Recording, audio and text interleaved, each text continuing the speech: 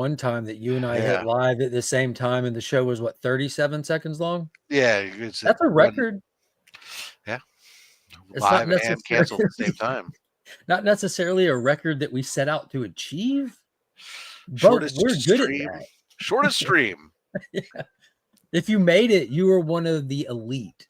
You're one of the select few. And you have to resend links to everyone. Yeah, Yeah. that's good. That's good times. It was. Did you see this new feature right here, Rob? At the top of the chat, you see the little slidey bar at the top of the chat? Yeah, that you It's a can new have the feature. chats. I It see reminds it. me of what's that platform? Twitch. Twitch. Yeah. It reminds me of that a And little that's bit. exactly what I'm sure it's supposed to. Yeah, I like that it's a simple feature. It's just one click on, off. Some people, I ran it and tested it out Tuesday during my live stream, get about 40, 50 something people in the live audience at all time. Ask them for their feedback. And most of them said they liked it. And, you never know how people are watching. If they're watching vertically on a phone, I'm sure it's the live chat is actually better. If you're watching on a television, You don't see the live chat. Yeah. exactly. So, and according to the YouTube metrics, the vast majority of people that watch YouTube, which is the #1 video platform in all the planet, they watch it on their television. So maybe having this up might encourage more people to want to participate in the live chat. If they're watching on their television and they see some out of pocket conversation They or something, still have to pull out another device to engage they in would. the chat, which is always the thing. But they can at least see But other maybe than they what would. you choose to highlight. I know that's always been my problem when I watch. If I watch on my TV, is having to have my phone also open in order to do it. Because usually what it is I'll find something on my phone and I'll go, oh, I want to watch that, and I'll cast it. I'll hit the cast button to cast it to my Roku, and then watch it. But then again, I still got to keep the freaking damn phone open if I want to engage. And invariably, if it's something live, at some point somebody says something that I want to chime in on. Well, let's engage. Good morning, Izzy. Can't make it today, but have a great show and enjoy the long weekend. It's the long work weekend this weekend. Working holiday weekend for me. Well, bored. Good morning, good sir. Mark, you look professional. Nice polo. I just put on a collar because Emma, my oldest, has her 12th grade honors day this morning. I'm going to go drop the wife's car off to get the AC in it service. It's not blowing as cold of air as it's supposed to. And we live in Georgia, so that's something that has to be addressed. I will say, so if I'm interestingly, if I look at the device type, yep, on mine, so the live streams, mobile phones is the biggest at 35%. TV is second at 30%, then computers 25%, and tablet 8%.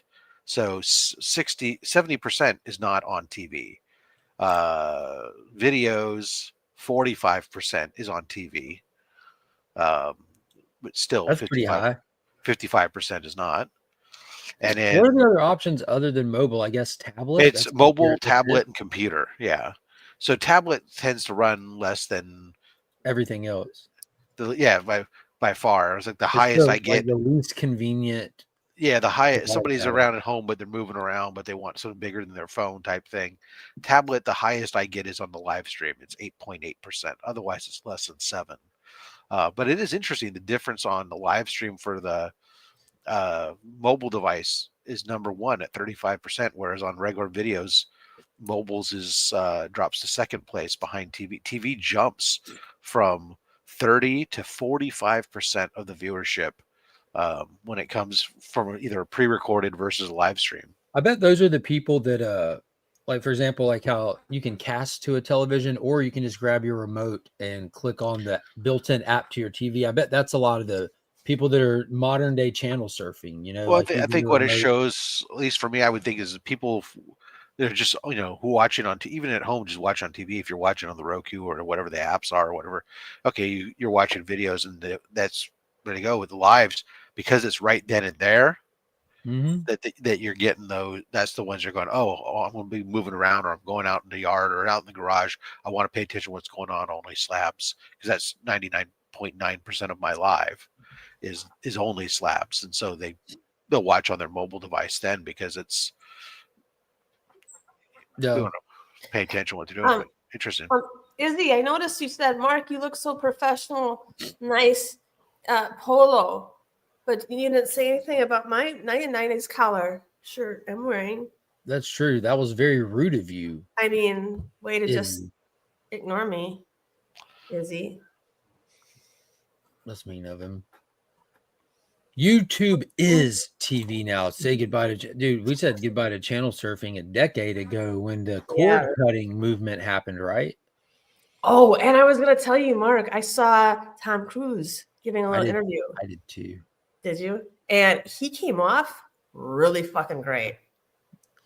I've been trying to tell y'all this. Now I know I probably owe you an apology for playing devil's advocate for Tom, but I just can't never apologize to me for arguing with me. That would only make me argue more. Don't do that. But I really found him to be quite engaging, quite and mesmerizing, and just his facial expressions when he's talking normally, like not acting. And I just thought he was really cool. Did you see where he went viral for eating popcorn? And it's not the fact that he was eating it. There was a screening for Mission Impossible Final Reckoning. And you know, like a lot of times the cast or the directors will like to surprise the audience before it starts and thank them for coming at different locations. So he walked into one of them and he just kind of walks in the side door holding popcorn, and he stands there, and I guess people were like clapping or like, "Hey, Tom," and he's standing there and he just kind of grabs his popcorn and he's holding it in his hand. He goes, and he's like just doing this, like throw it in his mouth. I'll have to send you the video, but he went viral for the way he's eating popcorn. It was hilarious, to be honest with you. It was so funny, and everyone's like, "Who eats popcorn like that?" It's confirmed he's not human. Like it's confirmed he's not human. It was hilarious. He's elevated to the top level of Scientology. Yeah, I saw the new movie last night. This dude has most certainly gone clear. If you're a fan of this franchise on any level, I urge you to go back through and watch the movies again. Yeah, I watched Mission Impossible 4 last night. Ghost Protocol. Mm-hmm. Yeah, with Jeremy Renner. That's a damn good one. That was one Brad Bird directed, and that was a damn good one. That was kind of like it took a shot of steroids with that one. Like with each movie, like you had number one was number one. It's iconic. It's legendary. It's timeless. You have number two that's like your standard, like elevated sequel, but it's very of its time. But number three, when J.J. Abrams stepped in, it put all the blueprints for the foundation of what this brand will become. And then when Brad Bird picked up number four, he grabbed those elements and made sure that they were present in Ghost Protocol and started elevating things from there. And after that, Christopher McQuarrie came in and took over the franchise all the way through after that with Tom. And they made sure to hang on to all those specific elements. And it became just such an anomaly of a franchise that somehow just keeps getting better. And this one, it was a true finale. It's not like they couldn't make more or there's some kind of definitive ending that says this, but they treated this like it's a grand finale, most definitely, with the story, with a lot of stuff they did, the stakes. It was exceptional, as expected. You're talking about the last one they just made? Yeah, Tom's an absolute nut job. Yeah, I guess we have some sort of streaming service where we're going to be able to watch it when it comes out or whatever. It'll come out on Paramount. Okay. All the Mission Impossible stuff's on Paramount. I urge you to go see this in the theater, because like there's some movies that theater, like when you hear people say, "Oh, I can watch it on my big screen at home with my sound on," that's true in a lot of cases. Uh-huh. That's not true in this case. Can you watch it and be wowed by it at home? Absolutely. Will you get the effect that this movie is filmed, written, designed? No, not at all. There's certain things that are just, I don't know, there's stagnant moments where something is presented or done where sitting in that theater, that IMAX right in front of you, you're like, oh shit. Like it was like legit. Like I've never seen that before. You just showed me something I've never seen. Cool. Hi, Paul. There's some, and you know, like they tease the plane ride. Like it's on the thumbnail today. It's in the marketing. What they show you in the tease for that plane ride ain't shit. Yeah, I thought about Tom and his plane ride this morning when I got up, and I heard all the cracking in my body, and I could barely move my left hip. And then there's I was waddling towards the bathroom. I thought, fucking Tom Cruise is riding planes. Like, what's the matter with me? But not using the seats. But it's like I was sitting there like just like oh man, it's unbelievable the work that they put into these movies. Yeah, his dedication is for real. Tell you what, it was something else. Probably going to put out because it's a work weekend. I'm trying to think of some content for next week. I think Mondays I'm going to have like a ranking of the Mission Impossible films. It'd be kind of fun. It'd be time relative. Maybe it'll get people interested. The few people that watch and go check out the movie or something. Or just do like a video ranking all of them and why, which I've already done in this. There's an app called Letterboxd where you can track movies you watch and stuff. So I've done it. Does 3 rate very high? 3? Yeah.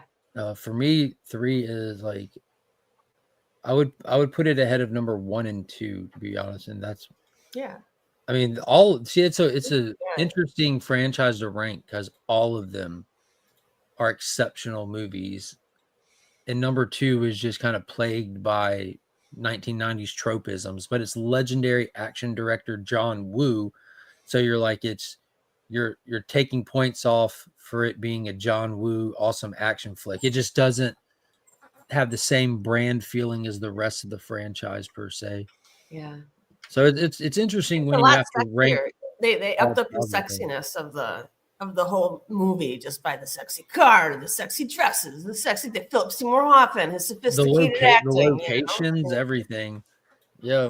What is it like Maggie Q when she shows up to the party in the red dress and the Lamborghini? You're like, see that just like oozes swag. I know it's just such a it's eye candy, but that's a big part of why we watch movies, you know. Yeah, that whole scene where he's trying to take Owen Davey and knock him out in the bathroom and take his place at the party, like that tension, you know, like, and how everything that they have planned, something goes wrong. It's like, then we have to, all right, what are we going to do now? And then you did it. Now something else goes wrong. The next thing, and the next. They always plan for plan B, though, it looks like. Yeah, there's just like, I guess it's a Mission Impossible trope that gets picked up along the way. I'll figure it out is ultimately the plan that they go with. They make these plans, but you can't, all the uncertainty happens and it ends with, I'll figure it out. Yeah. But I really, really recommend people get out, take some time for yourself, take a loved one or a friend with you and go enjoy a night at the movies, a matinee at the movies. Go see this. Like it's something. Now, if you haven't seen all the other ones, if you haven't seen it, Mark's willing to pay for you to go see it with your family for free. Madam, this is an Avatar. This is only my number 2 anticipated film for 2025. My top 3 films for this year going into it was number 1 most anticipated movie was Avatar: Fire and Ash. That's number 1. Okay. Number 2 was when does that come on out? December. Okay. Yeah, we got a lot of stuff that comes out between now and then. Yeah, number 2 is the one where the motorcycles are the weapon. it has a couple of those again, like you didn't know they are anyway. Like you see, like people look down a hallway and at an open doorway, and Tom Cruise just walks by in slow motion, and doves just happen to fly by, you know. But the story is awesome, and I'll tell you what, like there was a couple of things that when the first trailer, the teaser trailer for this movie dropped, I was pointing something crazy out. Like, guys, I just noticed something that leads me to believe a certain something is going to happen in this movie, which is absolutely crazy. And that certain something most definitely happened, and it was absolutely crazy. And I also Also called out something from a previous movie needed to be addressed. If this is the final Mission Impossible, something from Mission Impossible 3 has to be addressed. Rob, are you fixing your colonic bag over there? What's going on? He said no. Watch it in 4DX where you are on the plane with Tom Cruise. That would be nuts, right? Have you seen those theaters that have the it's like a panoramic theater? Not just a concave screen, but a literal panoramic theater. It's like a little rounded, yep. No, it's like goes down the whole wall beside you. Mm-hmm. It's nuts. It's cool. It's cool. There. Had to change the battery in my mouse. It was it was in this spot where it was like intermittent functional, and so you'd have to. It's just annoying. Anyways, I've heard and seen they got the 4DX or whatever, or the panoramic things plus, and they've got the motion seats and all the other crazy crap at the theater that I go to, but I've never used any of them because if I use a free pass to go see the movie, that still then costs me another $10 or $12. It seems to be in order to get all that crap. So I just go to the standard theater because you know what? That's good enough for me. It looks like it's called Screen X Theater, Rob. Yeah, is not simply. Yeah, there's some at it looks like different participating theaters or something. But that's where it's not. It's no longer simply panoramic. It's where they have like it extended down the 270-degree view of field or something. It's next level. Yeah, I'm curious to see it one day, but I just haven't been willing to. I think the closest I came was when Revenge of the Sith was out in a limited engagement. I thought about it, but then I just said no. I still wasn't willing to spend the money for it. So that'd be pretty wild, wouldn't it? Yeah, like but the screen's already Revenge of the Sith, the whole battle for Mustafar. The thing is, the screen is already so big; it fills up so much of my field of view that I'm just like, From what I understand with it, like your main screen is still your main screen, and that's kind of like just like peripheral coloring and filling or something with brief moments of interactiveness or something. I'm good. I don't know. I think it would be fun for the experience. It almost reminds me of like IMAX is back in the 90s and stuff. You'd go there and you would watch like a mini documentary on undersea life or flying a plane through the mountains. It was just to get the experience of this exceptional size screen and stuff. They had to one up the IMAX experience somehow. I'm good. Yeah. Like I said, if I don't know what I'm missing, I'm good, right? There you go. Yeah. And if you don't know it. I'm an old cranky bastard. I like to go to the movie theater Sunday early in the morning when nobody else is there, and that's when I'll take the cheap, basic, standard theater, so I can use my free passes. Thanks. Yeah. One time I was in Belgium and with my girlfriend. We just happened to be at the same time. My mom was taking a class in Europe, and I was so lucky to have gone. And we happened to go to the third largest theater in Belgium, which was humongous in the 90s, right? And we went and we saw Pulp Fiction. Oh, nice. But we saw it, and as we're sitting there watching it with the Belgian audience, of course, we can understand it because, but they have subtitles. And that gets to the point where they're talking about the Royale with cheese and all this stuff. And then, the mayonnaise with the fries, Here comes the mayonnaise with the fries. The whole theater just erupts laughing. Like it was amazing. It was so cool to sit there and be like, I don't know. It was a good moment. Interesting. Yeah, it was. Well, we got 5 bucks. Where are we? We're only a few weeks away from Heroes Con. We are. It's coming fast. What's that? It's a convention. Oh. People sell comic books there. Artists show up and they sign comic books there. And so do writers, actually. All content creators, they show up there. Even publishers and editors. It's weird. Sounds overrated. Well, oh no! Watch your words. the rumor is that the rumor is that it's an entertaining time. there's a great sense of community, and that the breakfast. That's what it's all about. Is it about breakfast? Really? Breakfast at the Westin. Is it about who could make it to the breakfast in the West? No. Surprisingly, in my opinion, the people that matter always do. Are you getting ready to jump out of a plane? What are you doing? Okay. Oh man, like I've done one. I've already done that. The Legion of Comics parachute. I've been skydiving. It's absolutely amazing. I'm about to go run the wife's car to the shop. I'm gonna end up popping on from my phone. I usually drive my car. I've never tried taking it for a run. That's a good point. I might walk it. Let me get the leash. I'll see you in just a few minutes. Trot that car. I'm gonna switch devices. There you go. Oh, they're in there. It's just me and Rob now. There you go. Yeah. What mug you got there? I got my Marvel mug, which I just love to put on here because I know Mark loves DC so much. Oh, well, that's phenomenal. So what I have, I'll make an announcement here. Yes. So this is the brand new 2025 Comics Curing Cancer mug with art from Chad Chotel. That art's amazing. Yeah, so actually that's kind of bad there. I want to upload his thing here. A little thing that'll make it a little bit better. What up, George? What, Callie? Let's see here. Let's add this. Desktop. Callie forgot to go to sleep. Yeah. Anyways, we have the old store. We were kind of talking about this a little bit.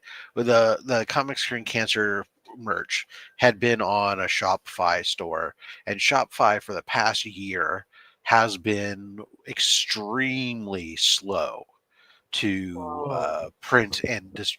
I mean, like 3+ months to get stuff out, which is absolutely insane.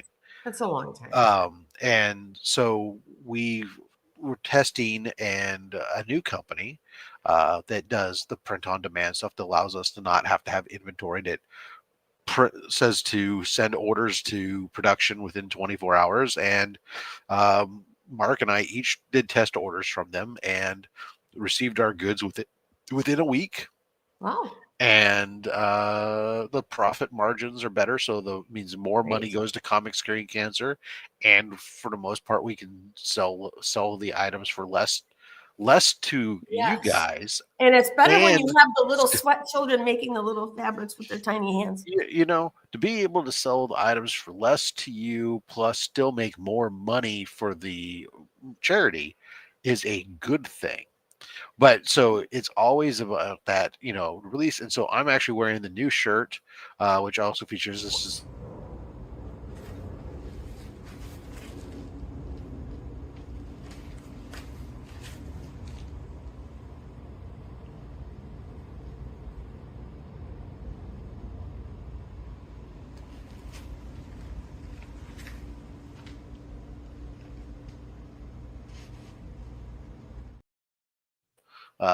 Piece. This is available not only in a mug, but also available on t-shirt designs such. And I'm going to drop, boom. Do you have any girl ones this time? Well, I mean, there's shirts and stuff in different colors, but I don't know if nothing is specific. It's all unisex. Wow. Right now. I haven't dug this product catalog is super deep, so I haven't dug into it enough yet to really kind of see. But I'm hearing a request specifically for lady cut, ladies V-neck cut, tank top type of thing. Interesting. Okay. Yeah. We'll take a look and we'll see. I mean, I know we're less than 50% of the market, but I'm just saying. Right. But so yeah, the items are available. Then I just dropped the link there. It's linked off of the Instagram. If you go to the Instagram to our link tree and stuff, it's there. You can go ahead and go check out the new Comics Curing Cancer store. Check out the couple. There's some shirts there. There's the mug. There's some basics. 2 different mugs, a couple different shirts, a sweatshirt in case you live in a cold climate. There is a tank top there for those who want to be sleeveless. And most importantly, that this stuff, you can order it now, and you're going to have, because there's 4 weeks, and based on Mark and I's testing, you should have no problem getting your goods in time for Comics Curing Cancer at Heroes Con. Yeah, you can look at the Instagram from yesterday and check out the new shirt that I rocked to the movie theater. It looks great. Print's awesome. Vibrant colors. Yeah, my friend. New C3 merch shop. Print, share screen. I will put it. Oh yeah, that one's nice too. So for guys there. Nice. Got the Bluetooth off now. I didn't realize the Bluetooth was on. Hope that didn't blow y'all's ears out. No, it was fine. No, not at all. But yeah, the shirt quality of this new shop, I guess the quality across the board is very noticeably different than other ones that I've used and stuff. Mm-hmm. The printed image on them is very clear and it's very solid. It doesn't look like it's gonna flake off 2 seconds later. Yeah, it doesn't look like it, and it's also not too heavy. That's my biggest thing when you get some of these graphic tees that might have this heavy, almost vinyl feel. Stiff. Yeah, it's stiff. Much.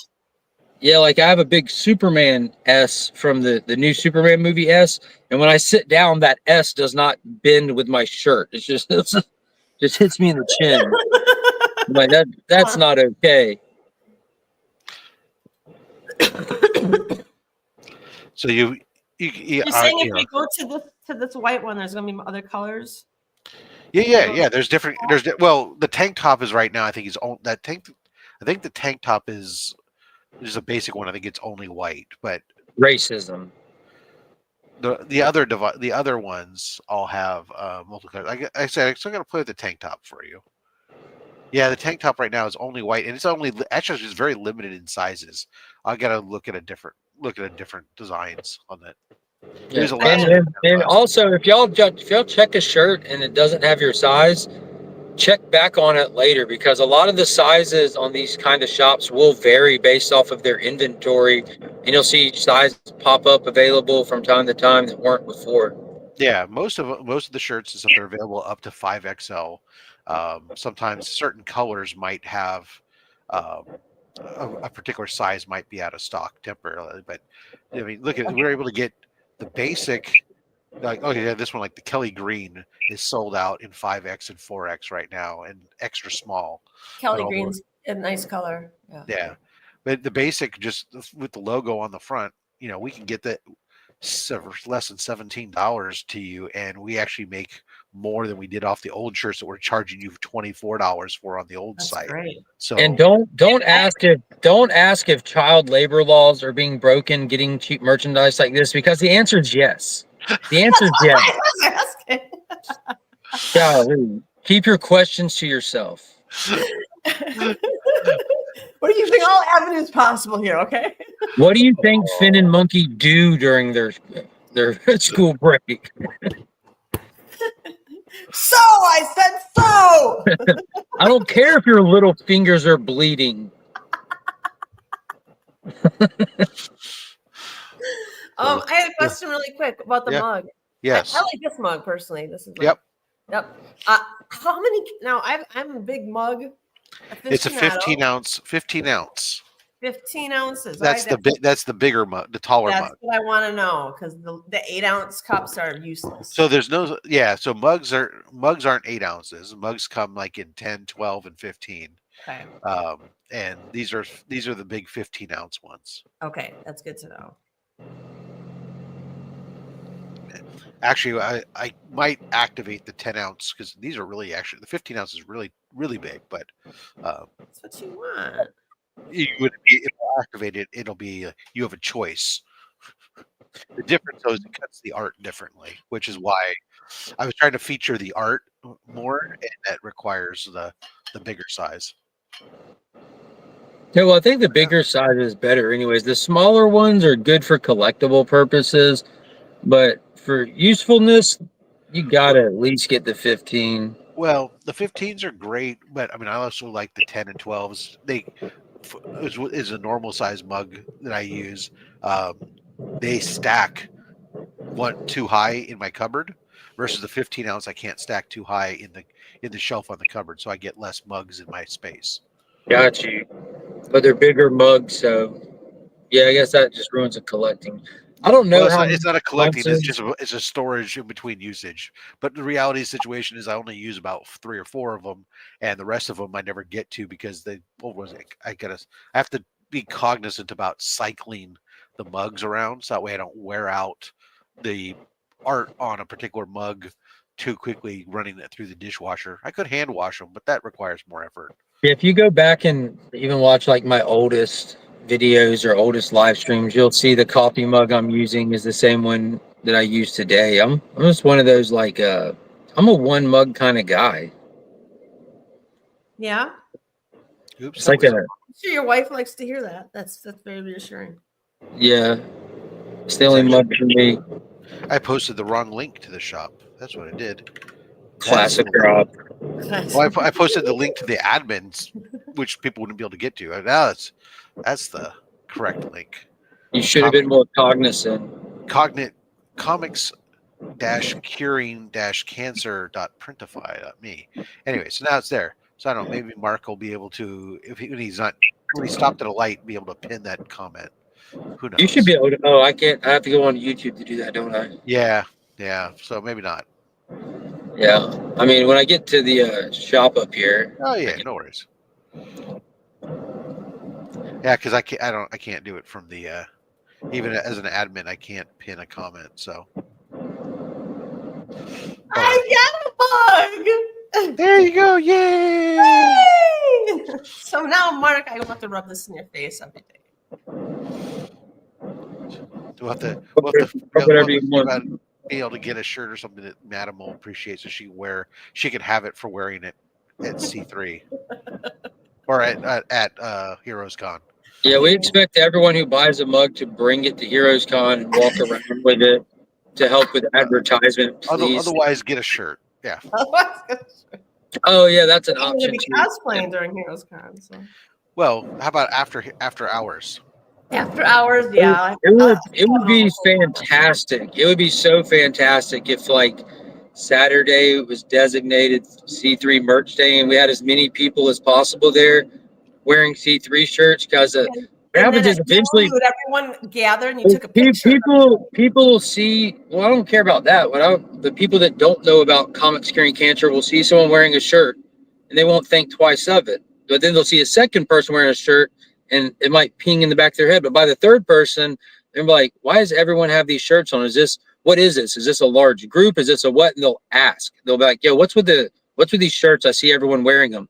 And then the person wearing the shirt will get the opportunity to tell them about what's going on. And we'll actually be there with the booth. And it could, like, people wearing that shirt on a coordinated day can easily turn into actual money for the American Cancer Society just by passively wearing a shirt.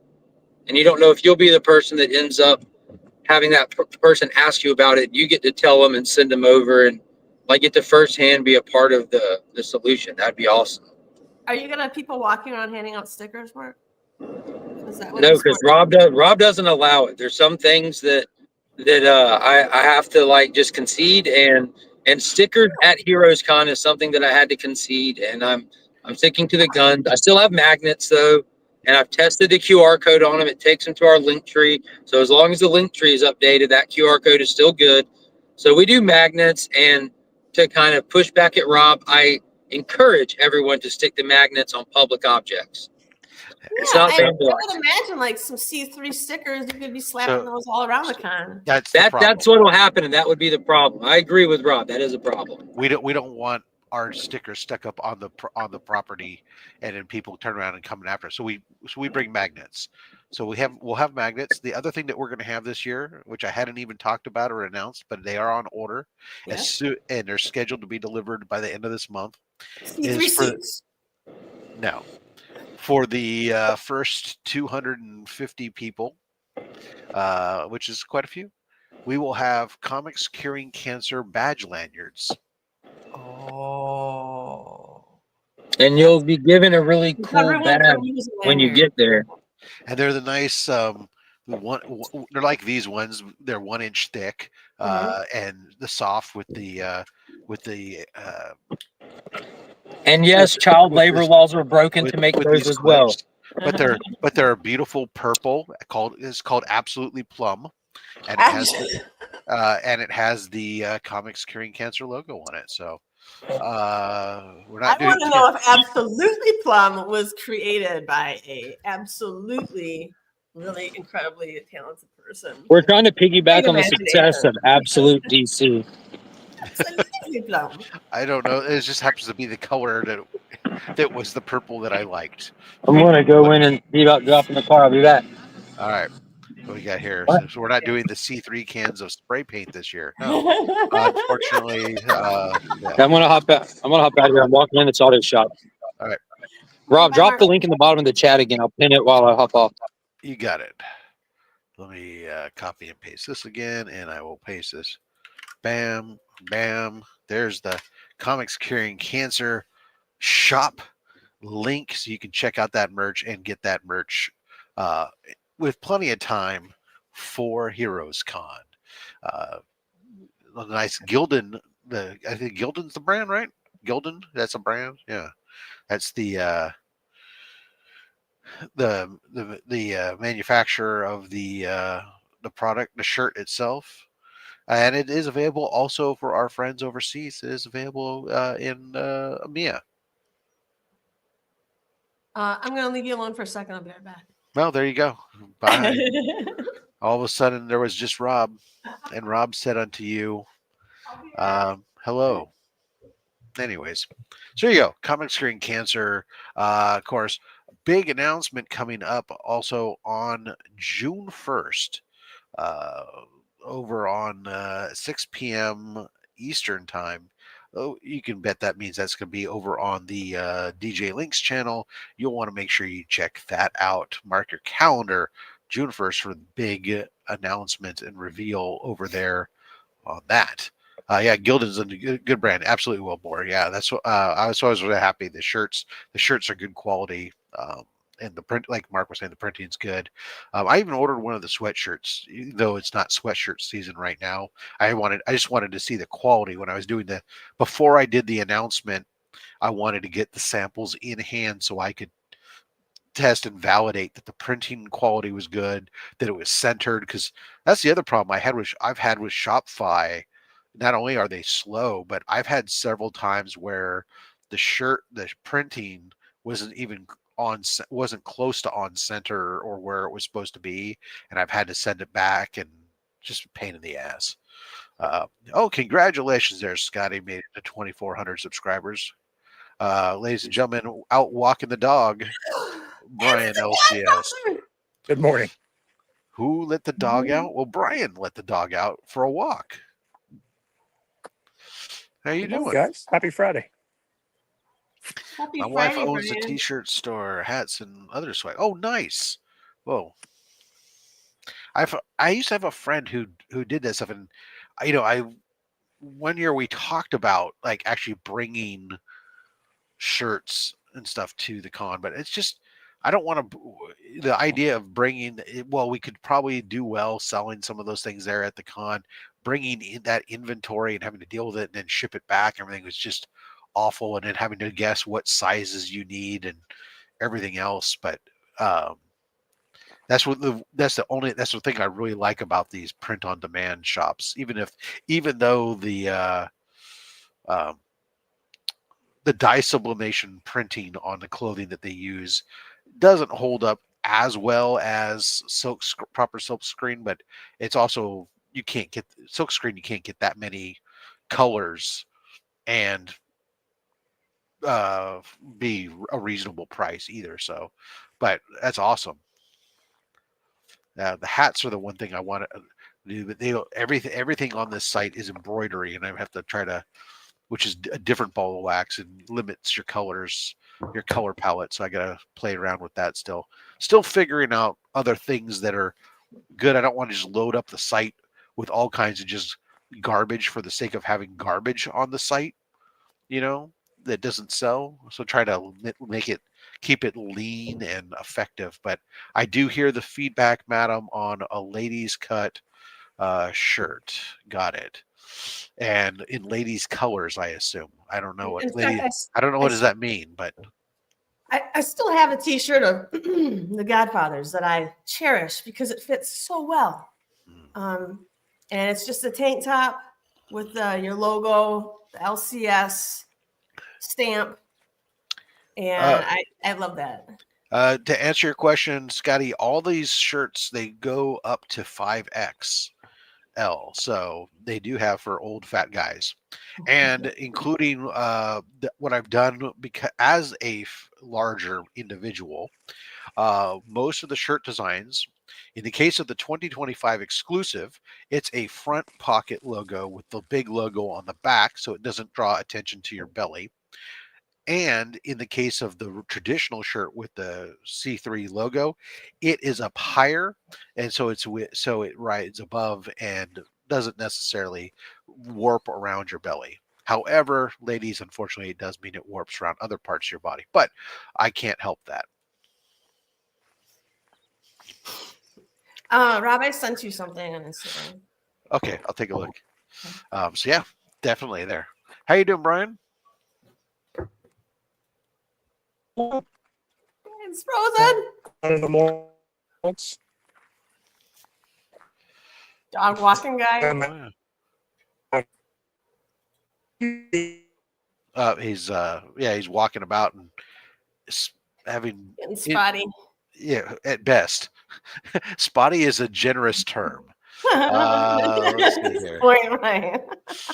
So this is upcoming, right? No, this is still like I messed up, and I was traveling when I was supposed to appear on the show. My Wi-Fi was really spotty, so I never showed up, and they never did it. And Eddie never showed up either. So we have these to sell for the benefit of comics. This image is like I can't. Well, on the computer, it won't let me download it or something to be able to share it as a standalone image, and it's so. On Instagram, it sucks. I tried to do it a different way, but it wouldn't let me. Let me see if I can do this. Hold on. Okay, I think I did that. Sorry, we're trying to get something to share with you guys. Because we're just talking about something that we can see, and it sucks for you guys. To go, what the hell are they babbling about, man? It's like. Yeah. Okay, I screenshot it. I think I can send That's it. what I was about to do. I was trying to screenshot it to try to share the screen size. And, let me crop it now. All right, there we go. Done. Okay, let's send this over to Rob. Oh, I don't even have to do that. I just shared it myself. So I'll. Oh, you got it. Okay. Yeah. So I'll just try to. Okay. You're try faster to do than this there. Anyway, so what was going on is that Eddie, the comic guy, and I were chatting about, artists, and we were chatting about doing a Batman Poison Ivy duel. Okay, and all the proceeds would go to Comics Curing Cancer. And so there's their duel, and we both happen to have the same blank comic Batman cover. Mine came from Naman, who sent me it, who said he couldn't wait to see what I was going to do on it. And mine is there on the left. I have mine here too. And then Eddie's is amazing. Can I just say Eddie's is amazing? If you look at the detail of it, it's like really, really incredible. I was super impressed and scared when I saw his stuff. And then if you make me big, Rob, I can show mine big if you want. Okay, yep, I can do that. Boom. Nope. Ah, goodness gracious. Why won't it? Because I'm sharing. I got to stop sharing to do that. Okay. Now I can make you big. Okay, so this is mine. Poison ivy. Without the glare. Wow, it must be fall. All her leaves have fallen off. All the leaves have fallen off.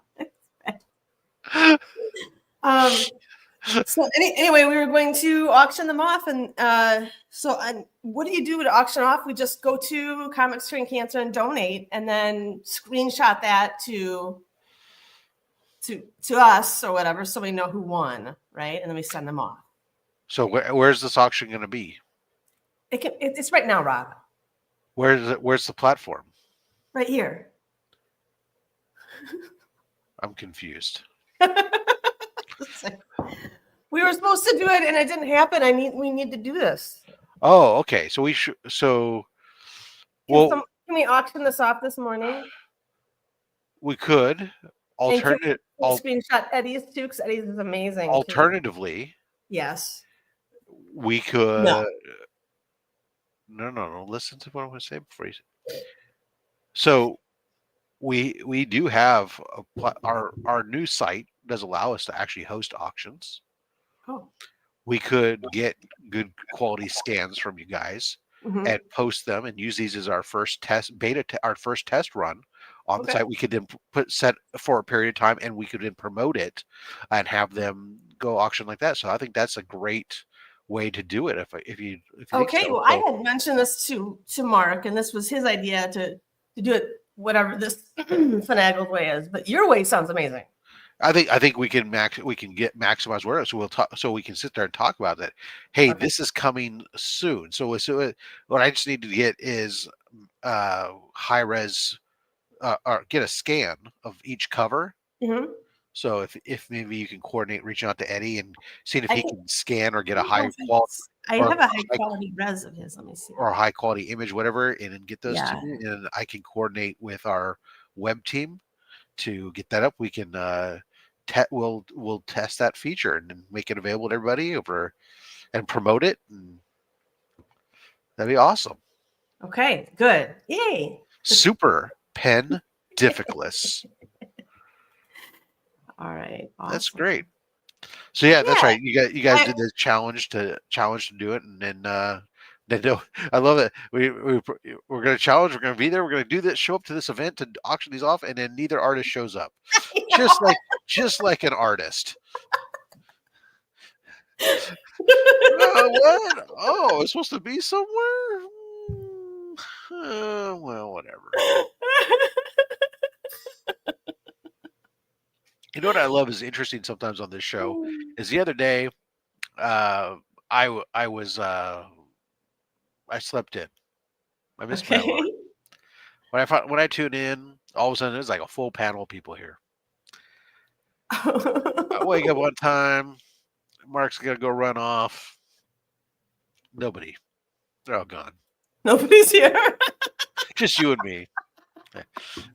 Where's Mark? Mark is running errands.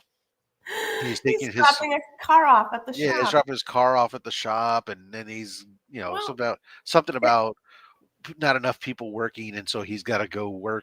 He's got to work, or his kids getting recognized for going to school, and he wants to be there to support his children. I don't know, weird stuff like that. I don't know. He's trying to be a supportive husband and father, and I don't know if I like. Where did you learn those values? I don't know. I'm with Rob though on the sentiment that whenever a group of people is needed, is when they don't show up. Well, where do you get off being a responsible and supportive husband and father? I tried not to be. You're not trying very hard. And we got a super chat. You're doing a great job. This is true, ladies and gentlemen. There we go. Look at Mr. John's Comics with Kids drops that $1.99. He says, Mission Impossible. Let's stop cancer. Well,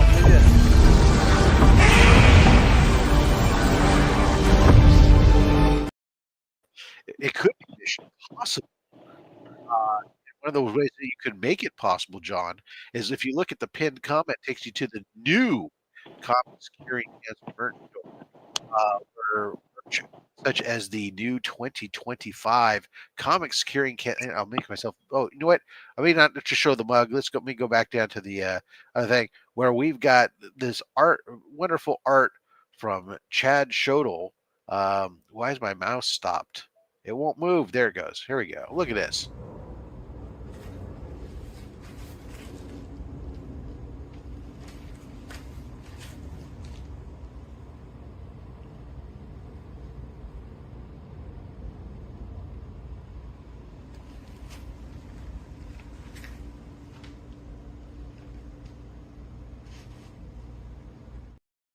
Cancer, and what is he reading in the bed? It's the 2024 Comics Curing Cancer art book. Okay, cool. It's great. So, anyways, that's the special 2025 design. And God, my mouse keeps stopping. I just put new batteries in. Batteries. Well, you know what it is right now. It actually, because I can hear it. It's not the mouse battery issue. It's actually the computer, for whatever reason, is connecting and disconnecting from the Bluetooth because it doesn't like my AB switch. I have an AB switch because I use the same peripherals with two different computers, and sometimes it doesn't. This laptop for work doesn't like it. Did you put batteries in your mouse? Sorry. That's how you test if they're still working. Yeah. Oh my God. All right, Rob, I sent you 2 pictures, so I hope maybe you can work all right, later. Hold on. Let me you sent for the yeah, got it. Okay. Got it. Perfect. Thank you. You're welcome. If not, I'll just have it. Good morning. If they're not decent enough, I can always have you email. Yeah, Good okay. morning. Hello. Good morning, y'all. Hi. How Hi. are you? Hi. Yeah. Let's see where we got. What else is coming here? Mark. Oh, I missed this. Let's see here. Remember, people say hello. Put batteries in your mouth. It's too much stuff in my pocket. Burke says that he likes purple, Mark. I do too. It's the second best color that there is. As opposed to the purple man. If Burke likes purple, he should hit the pin link and go to the Comics Curing Cancer merch shop. Smash cancer and lather yourself in lavender this morning. I think Rob's shirt of blue is the best blue, I think. I do like this blue. It's God, nice, but there's some the Kelly green is a phenomenal color. There's some great colors. Kelly green is nice. This shop has so many different ridiculous colors, and I was trying to like parse down. Okay, which let's we don't want to get ridiculous here, but which ones look the best? Oh, get the Bavarian cream, Mark. Bavarian cream. I was just showing you the American flag donut. I'm not getting nothing but coffee. I don't know, a maple donut. Mm-hmm. Best contribution Canada. It's a great contribution Canada has made to America is the maple donut. Maple donut. Is that really from Canada or is it from Vermont? I don't know. It could be from Vermont. You're right. So yeah, so much for you, Canada. trying to claim maple for yourself. Vermont says no. Are Canadians still upset with us anyway over us trying to buy them? There's a lot, there was one of the big things with the Great Canadian Maple Syrup heist when it happened from the Strategic Maple Syrup Reserve was that the people who stole it tried to turn around and take some of it and sell it as craft Vermont syrup. So apparently that Vermont maple syrup must sell for a premium that they were trying to steal the Canadian maple syrup and pass it off as Vermont maple syrup. I had no idea there was such a heist. Okay, so yeah, you didn't even know that Canada had a strategic maple syrup reserve, did you? But this is honest truth. It's not it's made up. It's not made up. It's the honest to God truth. And there was a heist where people stole hundreds of thousands of gallons of maple syrup. obscene. I don't know. I like the most obscene, stickiest substance you could possibly have. It's a steal. You don't believe me? Look it up. You'll see it. Sure enough, it's an honest, legit liquid thing. gold, guys. Liquid gold. I think they even somebody tried to make a movie about it or something at one point, or talked about it, but it was like just like you expect that to be just like the subject matter of like some sort of comedy, almost like a la in the form of like the Naked Gun, but in a heist movie, but it be these guys trying to steal maple syrup or something. The strategic syrup reserves hidden deep in Pancake Mountain. Yeah, no, I get it. Yeah, maple's a big part of the economy. Yeah. How often do you use maple? Well, I mostly on donuts, on pancakes. Although actually not really, to be honest, pancakes. Although I do like maple syrup on pancakes, I tend to go with boysenberry syrup more often. Ooh, good call. Or traditional pancake syrup, which is not really maple. It's just This is Butterworth. No, Log Cabin. Oh. And then maple donuts, my biggest thing, and maple cookies. I got maple cream cookies that I order from Canada. I love them. They're absolutely fabulous. Do they have cream in them? They're like like a sandwich cookie where it's like there's cream filling in between the two sandwich cookies. Only it's shaped like a maple leaf and it's filled with maple cream inside. Ooh. All right. Yeah. I look forward to trying some of those at the Heroes Convention. Oh, yeah, they're fancy. Fancy with this boysen, the boysenberry. Yeah, boysenberry syrup. It's one of the 5 syrups available at IHOPs. Every IHOP has 5 syrups available, although they only have 4 on the table. This is a fact, and depending upon what region you're in, will depend upon which 4 are on the table. Really? Yeah. So in most IHOPs, you will always have the pancake syrup, the strawberry syrup, and the blueberry syrup. Those 3 will be on the table every time. Then the 4th syrup will either be, depending upon the region you're in, will usually either be a boysenberry or it'll be butter pecan. Ooh, butter pecan. I haven't heard of that one yet. So if you're ever at an IHOP and you want the one that's not on the table, you can ask for it and they will go bring some out for you. Yeah. Go give me the secret syrup, please. Super secret syrup, yeah. The one that's for regular customers. Why I know this is just my son growing up was a massive pancake kid. Like every Sunday we had to go to get pancakes at IHOP.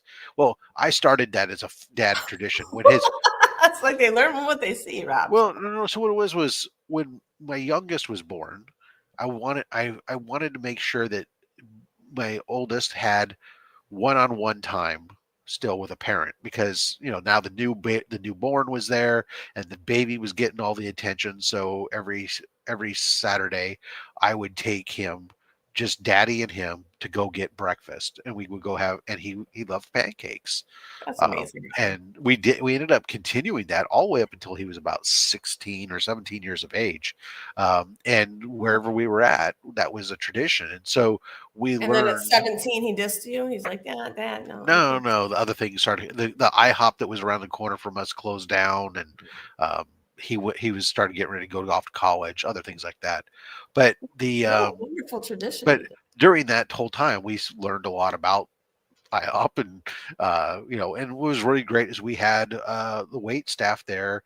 We actually got to know one of the waiters that was there most of those 18 or 17 years, and we became really good friends. So whenever you got to the IHOP, if there was a big crowd, if he saw us, he just waved us past everybody who was waiting and stuff. That's awesome. Make sure you take care of him at Christmas, all the fun stuff like that. It was great. If anyone wants to hop on it, by all means, let us know. You can reach out to me on the old IG. I'm sort of paying attention. Anyway, so I learned about their syrup thing somehow that way. That's why I know this stuff. I think one time I was traveling and they didn't have the boysenberry. I said, "Oh, you guys don't have boysenberry here." She said, "Oh, I got it in the back. We keep it's regional." And I'm like, "Oh." That's so cool. Is there a shirt called Smoke Bomb yet with a smoke bomb, and then cancer underneath? Smoke bomb, cancer. Interesting. Yeah. It seems to me that would be, though, a Justin Birch Letters exclusive shirt that would be on the Justin Birch Letters shop. That would just say Smoke Bomb. It actually, I could just see like from a picture of him with like from the note from like here up. And it right below it just said Smoke Bomb or something like that. It's just all fuzzy like smoke. So it was just his eyes and forehead with like smoke coming out of it, and the Smoke Bomb thing. That's the way I visioned that shirt. That's great. Yeah. Yeah. Other than that, what else is going on? You're muted, Mark. Are you muted? Yeah, he knows he's muted. Yeah, I'm talking to my mother. We're having this delicate. You're talking to the people on the show. Hi, Mom. It's kind of loud in here, so I have it muted. That's fine. I didn't know if you're trying to tell us. He doesn't want to talk to us. It's fine. Yeah. No, I get it. His mom. It's his mom. It's fun viewing him. To be frank, She's this selfish little hobbit that demands attention when she's around. Which is absolutely she gave birth to you and everything, and she expects. That's absolutely not true. She doesn't demand attention, but she most definitely is a hobbit. I picked her up from the Shire this morning, so it's confirmed. Wow. How tall is your mom, Mark? How tall is she? She's a 4'10". She used to be 4'11", but gravity and time. Yep. Buy her an ice cream cake. She ain't the ice cream cake person. We got them right here, though. I tell you right now, my thighs feel like we're sitting between the ice cream cakes and the ice cream. I'll tell Mom as soon as we sat down. Good thing I haven't switched to commando mode for the summertime yet. This would be painful. What the hell? Who would be telling your mom if you're commando or not? That's awesome. Well, y'all aren't honest with your loved ones. Y'all live a life of deception and dishonesty. I can't live like that. Did your mom tell you if she's going commando? What is it? Did your mom tell you if she's going commando? No, but I like to think she would if it was necessary. I like to think she trusts me to hold her secrets. She said, "Did your mom tell you if she's going commando?" I said, "Oh, I think she would." Mind the chafe. Mind the chafe. That's what I'm talking about. Gravity, my mortal nemesis.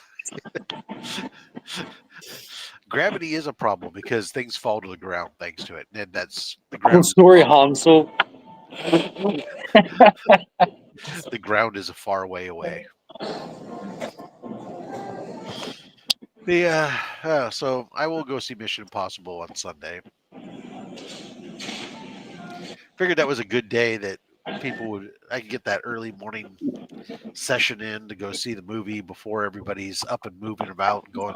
They're still going to church and stuff, and it's before they messed up the movie theater. It's the middle day of the 3-day holiday weekend and such that I should have most of the theater to myself. And that's what I like. And so you really don't like being around large crowds of people, it sounds like. No, not usually. Yeah, the problem is that I don't like dumb people. And the more people I'm around, the higher proportion that there's going to be a dumb person, or the higher the chance I'm going to encounter dumb people. Well, they say really intelligent people prefer their own company, So. That's why I like to hang out by myself. I say I don't like being in large crowds, but I feel like I thrive in them just as much as I do on my own. Because it's like a switch that goes off when I'm around strangers. I'm like, I don't trust a stranger. I better get to know this person. You strike me as an extrovert very much, Mark. Left to my own devices, I will sit there and I will just stay in my own lane and be in my own world. But I have, but thanks to probably my, all my experiences in scouting and everything else, I have zero problem in work leadership and everything else. I have zero problem when put in front of people of being able to be outgoing and do that type of stuff. But so and if I'm and especially if I'm my wife says like I'm introverted but I'm extroverted when it comes to things I'm interested in. So that helps too. If I'm at we're at the convention or something, meeting people, and walking around the convention because there's comic book stuff that I'm interested in, that's not problematic to me. I go, I go to baseball game stuff, and I'll go to stuff like that. But when I do, I prefer to go on days where, like when I used to, before the A's moved away, when I would go to a baseball game, I would usually go on a weekday evening because there was less crowd. Because it's not really even the crowd isn't even really so much as the issues for me. It would be like going to big events like that. No, it'd be the traffic and stuff. I'm like, oh, I don't, if I have a choice where there's only 7,000 people versus 30,000 people, I'm going to choose 7,000. I mean, that's funny. There's all part of sometimes the event is one thing, but it's the rest of the experience of getting there, everything else. Yeah. So there's all these different elements. Yeah. And especially when you're an organizer and you want structure and order and stuff, and you got the more variables, I don't know, it's just weird. So yeah, I have no problem going out and about and doing those types of things. I'm not like people intimidate me or scare me or anything like that. But left to my own devices, I'm happy also just being in my own space. So there's nothing wrong with having things be more enjoyable by less of a crowd. No crowd means no traffic, no lines. Yeah, exactly. Hey, Mark, are you still around? I have a question for Mark. Am I still what? I have a question for your mom. You can ask her whatever you want. She's an open book despite not wanting to be an open book. Hi, Mom. I'm just how wondering. are you? I'm good. How are you? I'm wondering if you have any really funny story about Mark from his childhood you'd like to share with us. Hold on, let me turn it up. You can ask again. I was wondering if you'd like to share a story about Mark from his childhood. Which one? A funny one. Well, there's the time that the child went skateboarding, and I got a call from the skateboard shop that he had missed a step and broke his shoulder. Yep, that happened. There's the times he climbs out the windows at night instead of using the door, thinking I didn't know it. Mark. Sometimes I knew it. Sometimes I knew it, and sometimes I didn't.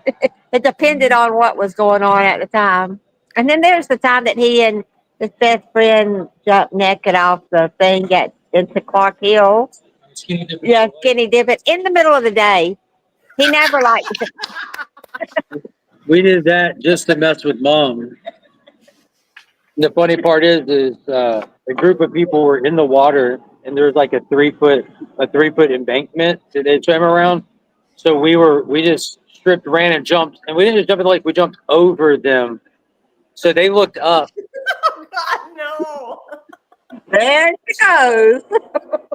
So that is nice of her to actually not tell any of the wild stories. Well, One time at band out camp. at night. I mean, No, believe me, these are definitely the tame stories. This is what you would tell like a classroom of children. The stories that she tells the grandkids. Yeah. This is most definitely the tame stuff. All right. So, what else? What? Any big plans for Memorial Day weekend for you, madam? For the weekend, what am I gonna do? I'm gonna swim in the pool, I think. Ooh. How was your staycation? It was amazing, actually. We didn't have to drive 6 hours to Vegas. Instead, we drove 45 minutes to a different hotel. So that worked out. To a different hotel, like you're staying in a hotel now. Then no, not. We didn't know. Madam has the top floor of a hotel. It's where she lives every day. In reality, she's just a trust fund heiress. I'm just sitting on It's money. called Madam Tower, and it's big and beautiful. I'm going to have a poker party tomorrow, though, so I'm excited for that. It's my first. There'll be 8 of us. We're going to play some Texas Hold'em. $20 entry each. I expect to take everybody's money and win. So nice. You get the nice chips. You get the clay chips, or you get to use those. I got the clay chips. I got the clay chips. Nice. Oh yeah, I don't mess around. Any special design on them? Y'all get your face on them, or custom ones with your artwork on all my face like this. Yeah, that's right. That would be great. I do have like parting gifts though. I made consolation prizes, which I ordered a 6-pack of poker socks. So everyone has a different pair of poker socks that I wrapped up. So everybody loves socks, right? Come on, everyone can use socks. No, actually, Mark and I have very little use for socks. I really don't wear socks either. It's going to be crowded here this weekend. Oops. This morning was fine on the beach, though. Nice. Yeah, I know this weekend is the beach is definitely around here. I know people are talking about going. They're always crowded. I don't know. It's just her secret identity. Madam Hughes. Yeah. Not quite. What are socks? My uncle would not wear socks, and he lived in Wisconsin. And in the middle of winter, he wouldn't be wearing socks. Just kind of like spite, like this is my thing. I never wear socks. I know I had for like when I brought it back now, but like when I was in high school, I mean that was like my senior year of high school. People was like, I never wore long pants. Yeah, I knew a kid like that in high school too. Even in winter, actually, even more. Actually, it was probably more. It was probably junior and senior year. But I live in California, so it's a little bit different. So it's not like it was cold. It might got when I talk about California winter here in the Bay Area, it's like it's like okay, shorts and a hoodie, and maybe, exactly. That's like that's maybe some socks. Yeah, well, because I was going to school, we didn't wear flip flops to school. I wasn't in Hawaii, so I had it was shoes and. Rob never wore pants. On Wednesdays, I have to put on trousers. It's true. Rob, are you commando right now? No, I'm wearing shorts, cargo shorts, but no trousers. Only on Wednesdays is the only day I wear trousers because I have to go into the office, and I'm still a professional. Even though I do see every once in a while, I do see some schmuck walking around the office in a pair of shorts and stuff, and I go, really? That is so. I mean, unprofessional. Yeah. Look, there are jobs where it's fine, but we're an actual real business office, and this guy's in sales and stuff. And it's like, granted, he's doing stuff on camera. People are only seeing him from the waist up type thing, but still, it's just like, ugh. I know trousers does make him. Well, it is an event. Trousers. It is an event, but I think it's a. Look, shorts can be defined. Shorts are pants, and I think when you say trousers, it defines specifically we're talking about long pants, and probably nicer ones. They're not just some ratty jeans. Yeah, they're probably some dress trousers. Well, they are dressy jeans, but that I wear. But I don't think that's an oxymoron. I think. No. There's these days, especially for the West Coast. Come on, we're West Coast. Now for East Coast, I might.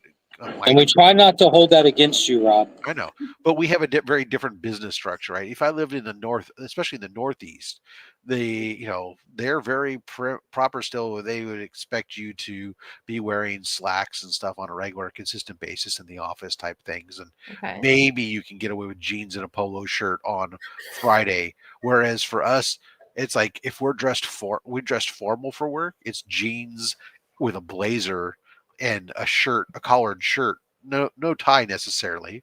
No, just jeans and blazer, and that's like formal business attire. Otherwise, it's just jeans and t-shirts, most all the time pretty much. And but there's a difference between the jeans you wear to work, which are for the office, which are nice. They're versus just your cheap ratty jeans you wear around to work on the car or in the yard. They're your dress jeans. Yeah. I just pictured you cutting the grass wearing jorts, Rob. These are my yard jeans. They're jorts. Dude, I don't even think I have a pair of jeans anymore. I stopped wearing jeans a couple of years ago. I don't mow the lawn anymore, Mark. I haven't for years. I know you bought that AstroTurf, you rich SOB. In the backyard, the front yard's all native garden. Well, Rob rides in black cars and cuts his grass by looking at it. I've turf in the backyard, and then I have front yard's a native plant garden. But even before that, I didn't do it. I had a gardener that took care of it. I just want to make sure for the record, everyone caught that. Rob said his front yard is a native plant garden, which means he found a loophole to not have to do yard work, and it just probably looks atrocious and pisses his neighbors off and reduces the property value. It's actually extremely well maintained. I have a gardener that comes out every month to keep it trimmed and clean on that aspect. But it was during some of our big droughts, the government was paying you to remove lawns because lawns used a lot of water. They're not. You don't have to tell me here in Arizona. And so replace it with native plant gardens. They paid you to do that. So I had a nice garden designed. Had landscapers install it stuff, and now the biodiversity there is great. I have a little bistro set out there, and you can go out and have coffee in the morning at the bistro set, looking at the garden, and the number of different pollinators, and then there's like little lizards. And real quick, just to interrupt before I hit the road, my mom had to laugh at the use of the word of biodiversity with a straight face. Well, it's true. The amount of stuff that happens in your yard is far greater than when it's a natural garden like that. It's really interesting. And it's good for the bees, folks. And we need the bees for pollination of our foods. Bees are our friends. Okay, now she feels bad that I pointed that out, and she wanted me to let y'all know that she is an actual gardener as well. She actually plants butterfly gardens at schools and stuff, and she gets grants for it. She is a natural biodiversity fan, and that is 1000% true. Like I've actually this weekend's job is to get the bee bubbler back up and running. Because it's been down for the winter, but even the bees smoke weed in California. Bee bubbler. Bee bubbler. So it's for anyone who doesn't know, it's a water fountain, but it's designed specifically where it has a lot of rocks and stuff on it, so the bees can land on the rocks to drink water and not drown in it. Right. Yeah. So it's really shallow. So essentially, what I've built is we use a 5-gallon bucket with a lid on top that I've drilled holes in and stuff, and that way the water can only pool so much, and there's some river rocks on top of it, and there's I have a solar panel that connects to the fountain and runs it, so it keeps it going without having to run any power, and drives with the lid on. Also, it helps reduces the evaporation so that the water can you don't have to refill it as often. That way you can help to promote the bees, have a nice place to drink, and help promote the bees. My neighbor has a whole bee box. He's a beekeeper, but they like to come over at my trees over here and hang out. Want to know for the butterfly garden? How do you plant butterflies? You got to hold their wings together. You plant a wing very, very delicately. Yeah. But some people would come over here and they'd be like, "Oh my God, did you hear those bees in your trees?" Like, "Oh my God," and like I have to go get rid of them, and I'm like, "Yeah, they're just bees. They're cool." Like if a bee gets in my pool, I will take and rescue the bee. I got stung 11 times by bees one time. I thought about getting I was never scared of them. Putting up like a little home hive type things or whatever, but I decided against it. The nice thing is like, so we have the front yard, but then the backyard also, in addition to, well, there is artificial turf down in the main place. All around the perimeter yard continues more of the native plant garden with a lot of different plants, and then it's become a thing here. So there's a lot of neighborhoods, a lot of the houses in the neighborhood, probably 15%.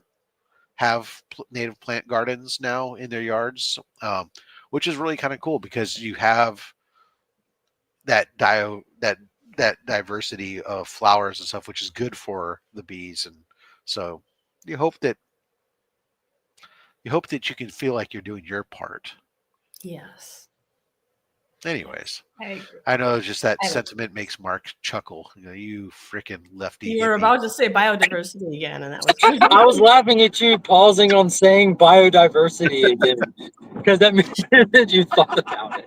Well, except that biodiversity in that case, I didn't want to say it again because I wasn't talking about all the life. It would have been more plant diversity, but I didn't want to use diversity.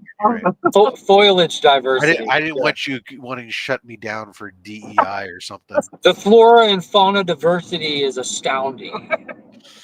Yeah. So, anyways, my neighbor used to keep bees. One bad season, he lost them all. Yeah, that is. Oh, that's sad. See, that's the other. The other thing was like, I could have the bees, and then with all my smokers, that would just all keep them calm, right? Right. Keep them close to each other. You just gonna bellow. Just keep. Did y'all see the Jason Statham Beekeeper movie?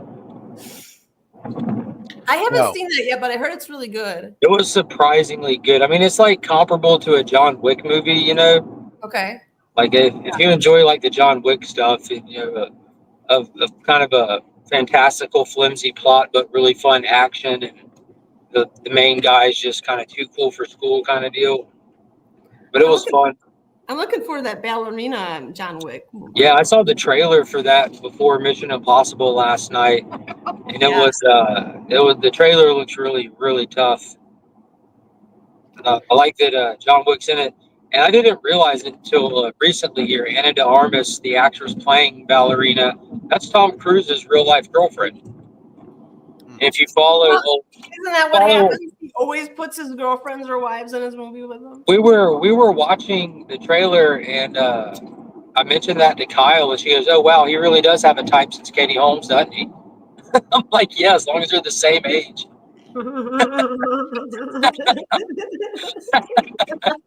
But he's already Tom's already seen Ballerina, put up a post about enjoying it and recommending people go see it. I love how big of an advocate he is for movies, even movies that, I mean, that's his girlfriend, so he's going to say nice things, but there's other movies all the time that he goes and sees and publicly posts about it. Like when him and McHugh, the director of the Mission Impossible stuff, they went and saw Barbie back when that came out and posted a picture in front of the poster, hold their ticket stubs, and they did the same thing for Oppenheimer. They're just great advocates for the industry, even if it's not something that they're financially benefiting from, I think he has to be because he does financially benefit from it. Actually. Well, I mean, like from the industry as a whole, but you don't see a lot of other like people in Hollywood just pushing from a fan level, like you hear them doing the paid press for their own stuff, and you hear them generically say this or that, but these guys are actually going out in their free time. Like you don't see a lot of press on Tom Cruise unless he's at the theater for himself in his free time or promoting something. Yeah. I like it when people with their free time, they help like the homeless, If they're really good. Something. That's cool. I'd rather people in their quiet time help people. It seems more genuine.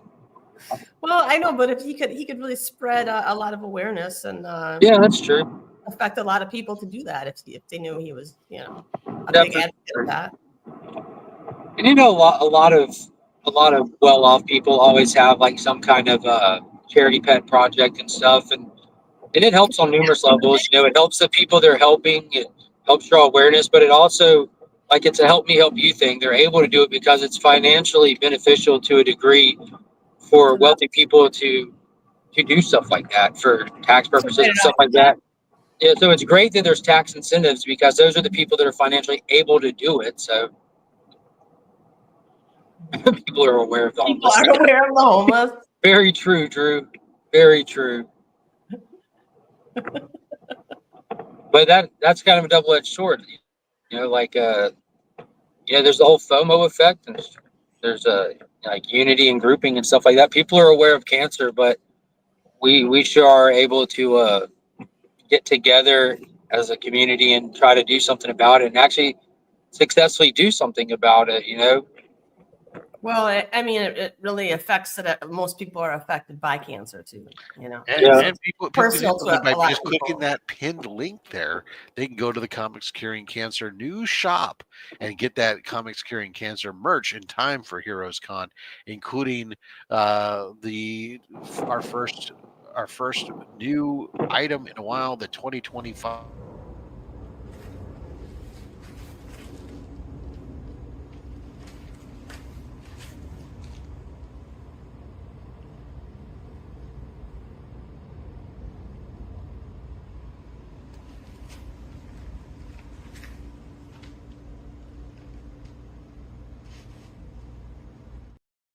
Available just as featured there in that mug, but also available in shirt, and of course there's the regular standard designs too, such as the mug that Madam just purchased there. And I know that there's a craze on guys buying and wearing pink sometime back in the day, and a good number of guys still rock pink. But I'm telling you right now, you look better in purple. Whoever you are watching and listening, if you don't have purple in your wardrobe, you're really limiting yourself and not letting your eyes shine. Purple brings out your eyes. That's what it does. Both colors available. Maybe they bring out your steel blue eyes, Mark, but I don't know that everybody has. Both colors, among others, available. Sizes the same shade of lavender you have on. Sizes up to 5X. Yeah, if you're 6X or above, Rob hates you.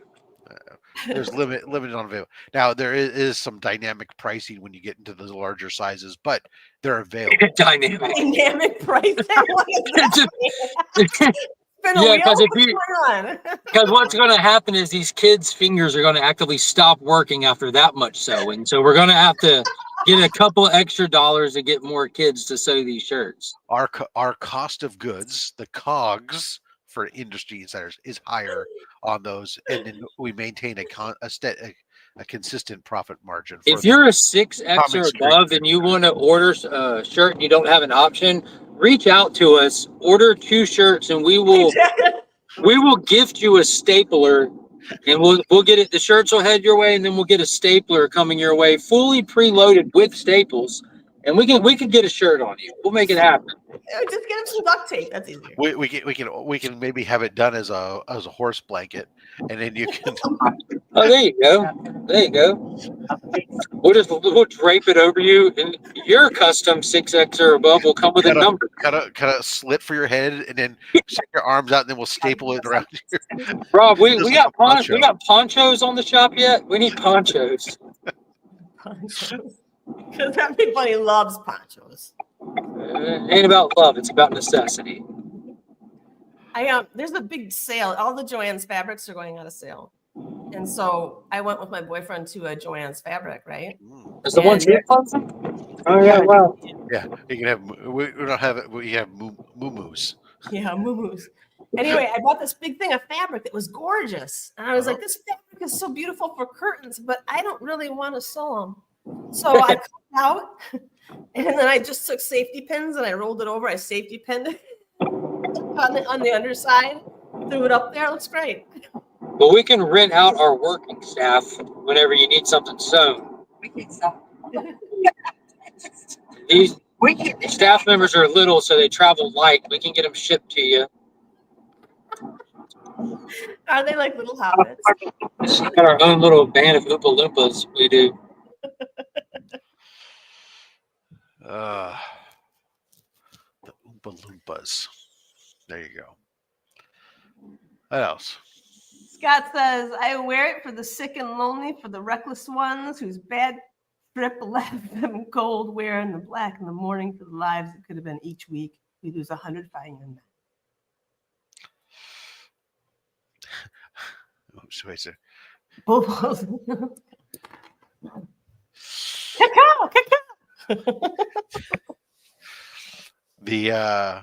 Was I was talking to my the manager of my LCS, and he was talking about that.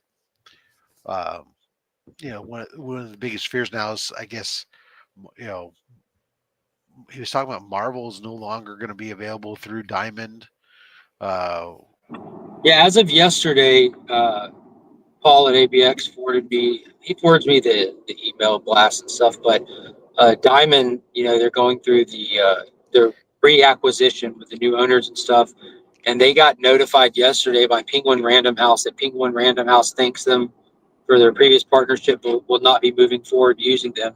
So it affects Marvel, Dark Horse, IDW, and a couple other titles. Diamond and Penguin Random House are actively working on getting everything, whatever, on their own side of the ship. But from late June to early May, it will affect FOC with shops that have still ordered through Diamond. Which, if shops are still ordering new stuff through Diamond, that's crazy. Just to throw that out there, that's crazy. Yeah, but where it really affects, which is, or at least how it affects me, is my shop was using the Previews app website for you to order and manage your lists and whatnot. It was which is all Diamond, right? Which is all Diamond, and so it was already kind of a weird thing with DC because they weren't doing DC, but so that they would still get the stuff, but they were having to add it themselves. But now the Marvel stuff's not coming in there. It's just really like my manager's expecting that site's basically it's going to become useless. You have to try to find it. Yeah, Previews is null and void as of yesterday, bro. As of yesterday, 100% null and void. Yeah. So there you are. Diamond still has Previews, but their comic distribution, because Diamond has more than just comic books. They do like paperback books, graphic novels. There's different companies outside of like the mainstream comics, but the mainstream comics are all like pretty much exclusive through Penguin Random House now, who's been known for printing books forever. Because of problems with Diamond, DC stepped away a couple of years ago and tried out a different distributor, and they did great. And other people have kind of been peeling away, and Diamond went bankrupt. A couple of years ago, I'll tell you, it all came down. If you guys remember, it was COVID. Yes, it was. Diamond said that they were going to stop distributing for for a month or two, or whatever it was. Or there was a period of time where they stopped sending books out, and that was the impetus. There was probably other things that were going on in the background but it was the straw that broke the camel's back that DC then launched its own distribution and broke away. Diamond said, "We're not shipping books." DC said, "Well, we are." Yeah, exactly. And that was it. That was the point where you could, if you want to pin your finger. That was 100% it. Yep. The day that Diamond died. That's when they caught their mortal wound, was that day. And there's been times in the past because Diamond's had a monopoly on distributing comic books, but there's been numerous times throughout the decades when other companies and Marvel or whoever would try someone else, but ultimately it would be substandard to Diamond. Despite any kind of negative things with Diamond, they were still better than the other options. But when no one's done that in 20 years, and shipping, mailing, distribution has evolved so much to a mail economy for consumerism, there's new options out there, and people have fine-tuned this stuff. And Lunar, DC used two different companies. They shipped with Lunar, and I can't remember the second one now. So they tried out two different ones simultaneously, and shops can pick order from here or there. And they ran a real-time test run, and ultimately they liked Lunar and moved everything exclusive over there. Yeah, there was an East Coast and a West Coast. One of them was being managed or by wasn't it Big Apple? Midtown Comics is the Lunar one. I don't know who the other one was. Yeah, well, it doesn't matter. Anyways, it does. Justin Birch. Oh, Justin! We welcome you to the show. I don't know if you were here earlier when Madam inspired an idea for the Justin Birch Letters merch shop on a shirt design.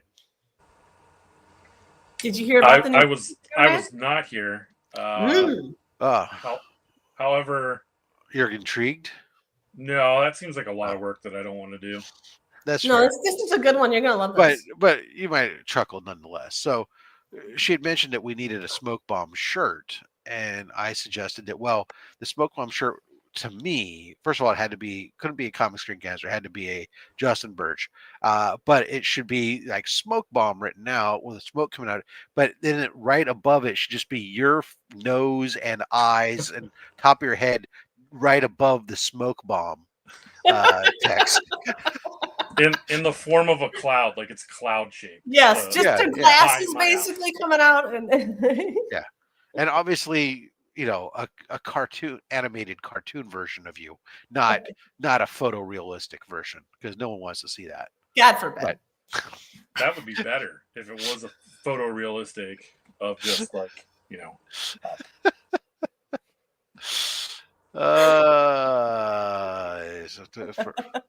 more hands off Jeffy came and Leslie. Well, yeah, there's obviously lots of things that led to it, but the proverbial straw that broke the camel back is them ceasing distribution, because that was the final impetus and reason for them to be able to, for DC to be able to break the contracts and to be able to do distribution elsewhere, because they had contracts in place that had some of that elements, but it was like, oh, sorry, you're not doing anything. Well, then guess what?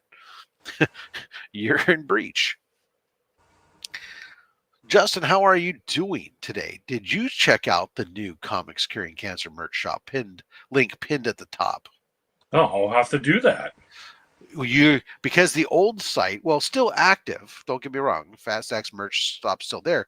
The reality of the fact is that Shopify, if you've tried to order anything in the past year, it's taken like 2 to 3 months to get your merch. And which is odd considering they promise to ship within 10 days or else they'll refund you your shipping charges. But if you ask for it, you have to complain and then you can get your money back. But we checked out, we tested and found, Mark and I each placed orders. Printfy, we're using right now. Good quality merch. It shipped with it. Mark, interesting thing was this, I placed my order and Mark placed his order like a day later. Mark's order had a hang up because he typoed his zip code wrong, which was really interesting. Was cool. I was just trying to stay consistent, Rob. Well, it was good beta testing, because one of the things that the Printfy does, the Printfy sends me as the shop administrator a list of the orders and lets me know of the statuses and lets me know if there's any issues, and sends me all the tracking numbers for everything and stuff. Whereas Shopify did none of that. I had no insight into what was going on. So when Mark's had an error based on, put it on hold, I was notified that he had a hold on his order and what the issue was. So I was able to then get that rectified. I was able to reach out to Mark or, get a solution in place. We got the zip code updated. Then his stuff went into production and shipped and got to him faster than my merch got to me. And I had placed my merch order earlier, showing that obviously they're on the East Coast, and which is not to be unexpected. But anyways, either way, we both got our merch within very short order, a few days of having placed the order.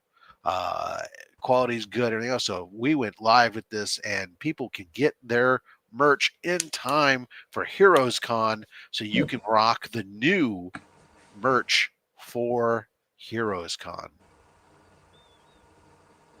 Everyone should do that.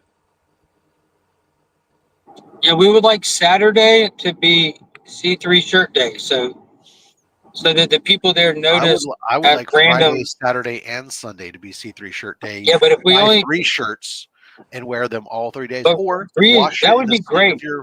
Buy one and wash it in the sink of your hotel bathroom.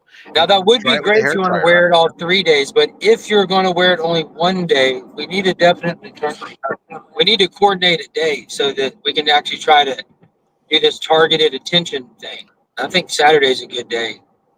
The most people will be there that day. This is the big day. It is that. If you're going to do a C3 shirt one day, let's let Saturday be that. You're only going to do it one day. anyway, so there you go.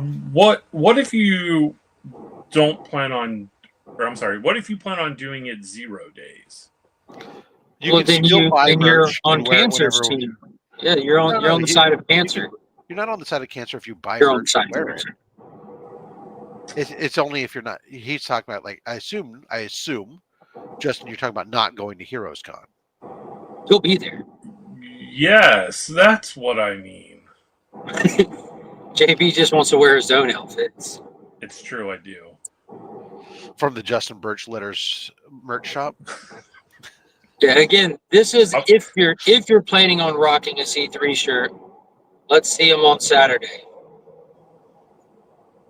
Alternatively, Justin, you could just carry a mug full of coffee everywhere you go around and wear whatever you want and have your C3 mug. And if you're not planning on rocking a C3 shirt, do what Rob said. Buy 3 to compensate for the lack of advertising. You know what? That seems fair. I think I should do that. I would rather support C3 in a financial way. Well, in your case, don't even buy a shirt. Just donate the full amount directly to the donation link. Oh, that's an even better idea. If you're not going to wear a shirt, don't waste money buying a shirt. Just donate the amount directly to the link. Go to comicscreencancer.org. This is good. This is good planning right here. That's why we're here. Ladies and gentlemen, look at that. We talk about C3 and look who showed up. Those corn muffin eating mofo. Which is a good time to remind everybody that June 1st over on the old show that he does on Friday. I'm assuming that June 1st is a Friday night. It makes sense. 6 p.m. Eastern in the mix. Big C3 announcement happening June 1st. So you'll want to make sure you're tuned in to that one there. What do you have to wear for people who don't wear shirts? Yeah, June 1st June 1st is a Sunday, Rob. Yeah. Oh, then I don't. I guess it's the not. 31st is on a Saturday. That's where my calendar ends. Well, then I don't know. I guess June he's going to do. Maybe he'll explain it. Maybe it's a special show. Are y'all announcing it on at Week's End? All I know is he's put his. I think it says June 1st at 6 p.m. It did. I remember 6/1. Yeah. Yeah. Well, that's fine. For people who don't wear shirts, we have tank tops. For people that don't wear shirts, Ohana Comics has got you covered. Just hit him up. He'll set you up with his tattoo. MJ. Yeah, big. If you didn't see last week's Only Slabs, Team Ohana showed us. The gentleman that got his Comic Curing Cancer logo tattooed on his arm. It looks amazing. Yeah, I got the beautiful, including all the little dots. He had the older version of the logo with a beautiful tattoo on his arm.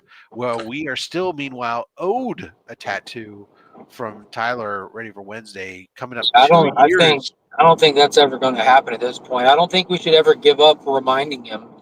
But I will continue to call him a liar and a faker. You have to say giant liar because the dude's like 7'13". 7'13". Yeah. Speaking of giants, how you doing, Cliff? Good morning. Just remember, if we get to 60,000 this year, I will get it. He's going to get the tattoo. Nice. Where are you going to get it, Cliff? Like my shoulder or my back shoulder or something. Yeah, something elegant. Yeah. Yeah, it's important to get them in a manner in which, like, you'd be happy to show somebody. Check out my. I want to be happy to show them, but I also want to be happy not to think about it. Yeah, absolutely. I think that's a good rule for any tattoo. You don't want to be ashamed of it, but you also don't want to not be able to not show it off if you don't want to.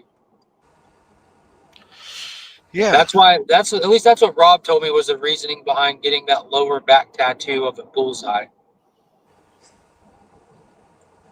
There was a slippery when wet sign. Okay, that was the one. Okay, Justin, I can't wait to see you at Heroes Con. I'm looking forward to that meatball hero. I am a man of my word. I believe I owe 2 people here a meatball sub. Nice. I'm excited. I'm excited for all the things. Great googly moogly. Apparently, there's a lot of sand in the state. Yeah, there's a lot of sand mines. Not the kind that blow up, the kind of quarry where people quarry sand when you get out here near Emma School. It's a coastal basin area, so there's some good dirt. Hey, Mark, I need to drop for a second, and I'll be back in a moment. I have to make love to the night. Yeah, this is it, ain't? Because they don't put apartments right here. I'll see you in a minute. Cliff's here. He's got it covered. Cliff, you got to work the chat, homie. Okay, well, good morning, Comic Issues. MJ, also, good morning. Eric Thompson, hello. Because I'm in and off with a microphone here. I'm on the way to Emma's. You know, she's graduating. I mean, I say high school with I say high school with an asterisk because like we're going to a college campus. She's done all 4 years of her high schooling at a college campus. She was scouted to come to this like school for geniuses. I'm assuming that means she's got a whole bunch of advanced placements courses under her belt now. So like she has an associate's degree, college associate's degree, graduating 12th grade. Nice. Excellent. Well, that little overachiever. Yeah. Just like my precious Victoria. She's so good. Yeah, Emma definitely gets it from her dad. My collars all over the place. I don't like this. Anyway, so yeah, like that. The next graduation I go to for my niece, it will be for her doctorate. Oh, that's awesome. That's awesome. Yeah, she'll be a world-class veterinarian. But let me tell you how funny it is, right? Like I didn't know that veterinarians, DJ Links wise. Okay, so for those of you who may not recall or do not know, I do Hawaiian Friday as soon as springtime rolls around, in honor of my dad, because he owned at the time of his death, he owned a Mr. Smoothie and he wore Hawaiian shirts to work every day. And I even remember for that last Father's Day, I ordered him a Mrs. Smith's Father's Day box, and the Father's Day box was a Hawaiian shirt. That's pretty cool. And then of course, because I'm a big dude, I had trouble finding stuff to wear for the wake and his funeral, and I got 2 dark Hawaiian shirts for the wake and the funeral. I can't believe it because like one of them is 18 years old now, and I still throw it on every so often, and so I have this whole series of Hawaiian shirts just so I can do Hawaiian Fridays at work. And and June is his birthday, Father's Day, and his death. So I just rock it all summer. But June is a little rough. So can we just recap by saying DJ Links is a real douchebag? I would never say that. That's how this conversation just went. DJ trying to call you out for looking like old buddy from Jurassic Park, and it's turning into the most heartfelt story we've heard all day. Good job, DJ. Good job. You watch The Invisible Man. See, that's beautiful. Do you know that it's funny? I bought a copy of the special edition, and this is many years ago, like around 2006. And my father passed in 2007. I bought a copy of Close Encounters of the Third Kind Special Edition, and I never opened it, and I never watched it with my dad as I intended, and I still have it sealed. And you want to know what's really funny is that I haven't opened one, and I thought that it was the one, and it's not even the same one. So the one that I opened and I eventually watched isn't even the one that I bought. I found the one I bought before he passed. So now I'm just like, now I'm like, you know what? I'm never going to open it. Yeah, you should definitely like do it on some Friday or something. Like just your Hawaiian shirt in the movie on some Friday. I don't know. As it is, Heroes Con weekend is like for the anniversary of when he passed. So like when I'm back home Monday, that'll be his anniversary. But I'll probably take some flowers over to his new apartment. Well, that's pretty cool. When summertime hits, I have an excessive series of flamingo button-up shirts that I just start wearing every day, not just on Fridays. But Says all my little kind of beachy button ups all are. And I hope one day when you've transcended this life that your children are going to be wearing those flamingo shirts. Oh yeah. Yeah, I'm sure they will. Oh yeah. All right. Well, we're at Emma's school. So I'm about to let y'all have it till Rob can't have it no more. All right, 40 minutes. Congratulations again. I didn't do shit. I'll let her know. What I mean for her. The congratulations are for her. Well, you did for at least 30 she seconds. Did all the work. You just provided the DNA. That's right. Yeah. You did the work for at least 30 seconds. Yeah. Oh man, you're giving me more credit than I'm due, Rob. I'll talk to y'all later. All right, easy.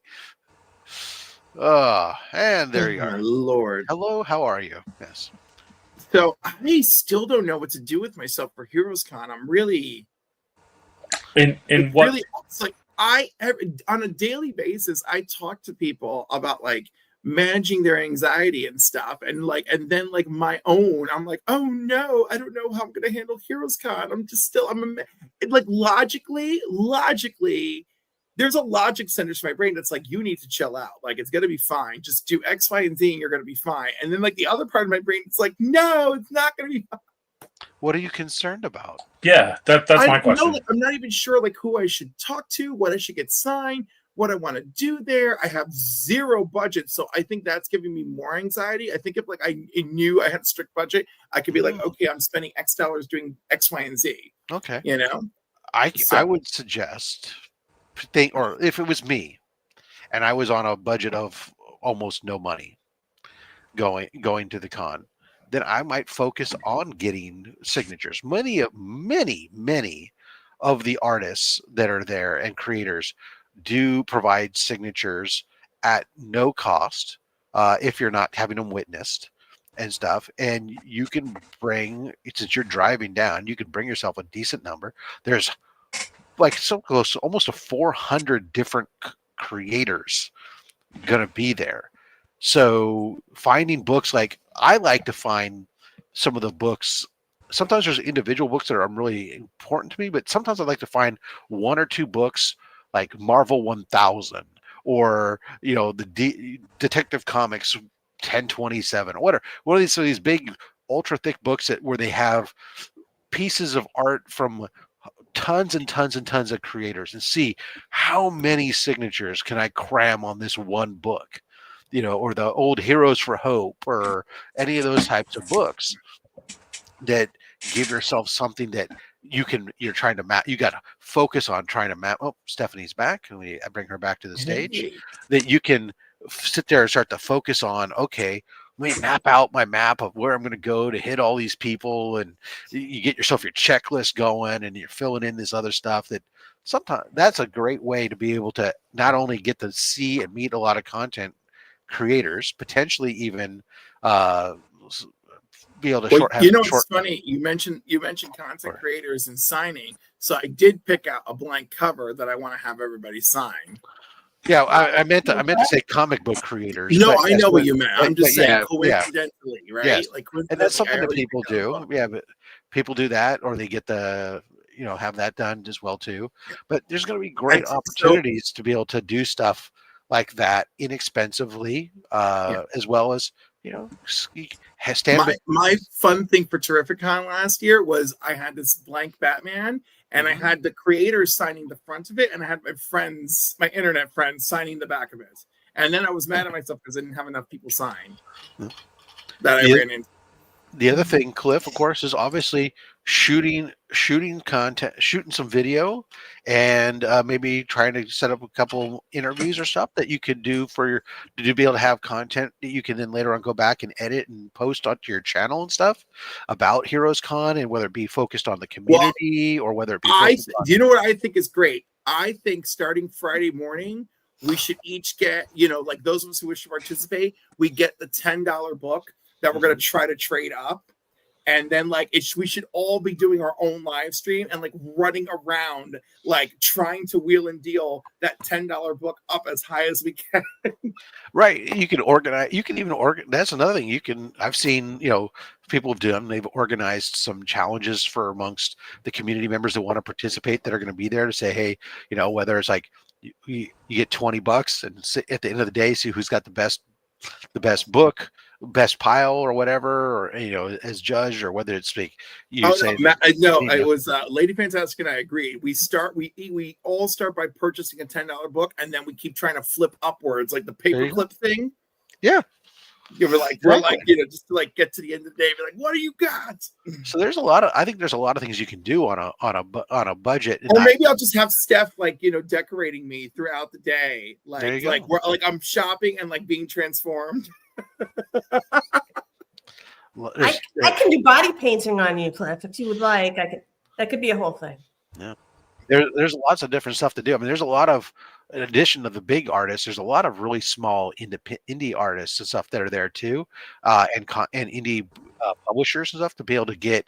If you're like I said, if you want to be able to do interview stuff, they love talking about their stuff, and to try to get any eyeballs on them that you could potentially do a bunch of different interviews and stuff and get yourself queued up for tons of content that then later on, not only would you have content necessarily for your channel that was there, but then that queues you up for future press passes and stuff later on. It's examples of things that you can show people that you've done for justification for press passes and such in the future. Valid. What are you wearing today, Cliff? I saw someone send you a dress. Yeah, I'm wearing a Hawaiian dress. I do Hawaiian Fridays in honor of my family. My father this time of year. My father. Oh, you do? Okay, I'm sorry. I didn't know. Yeah, well, no, it's like my own thing. But like, make use of that press pass, Burov. Yeah, make use of that press pass. Yeah, it's so funny. I've seen so many people blogging out over the whole press pass system, and I'm like, Mark forced me to buy my ticket months ago. Heroes Con is a little fast and loose with the press pass, and I think it's hilarious to me, that some of the people who are so excited about saving $79 for, which is valid in this economy. But in the grand scheme of things, I'm just like, it's like, I don't know. There's just a lot of people get super excited. Like, okay, great, you got it. I'm proud of you. I'm happy that you got it, and you saved that money. Now do something with it. Go, because there's a lot of people that I know that get passes that then they don't really do much with it, and it's. I'd like to see a lot of great content because there's so much out there that can be done. There's so many creators there, and especially with, like I said, not necessarily, Daniel Warren Johnson doesn't need you to interview him about Transformers, or but there's a ton of other people out there. I need Daniel Warren Johnson to talk Transformers to me. But there's a ton of other content creators and industry folks out there that would like to get some attention on them. I mean, let's just think for a second, the unsung heroes of comic books, the letterers. Has anybody gone out of their way to interview a letterer and ask them about their struggles and having to deal with fucking sailboats in the panels? No. So, there's stories out there that have not been told. I got you, Justin. I appreciate that. Thank you. What are you working on, Justin, right now? Listing stuff on eBay. Oh, well, good luck. How letterers truly support themselves. Trying to increase. How to really make ends meet.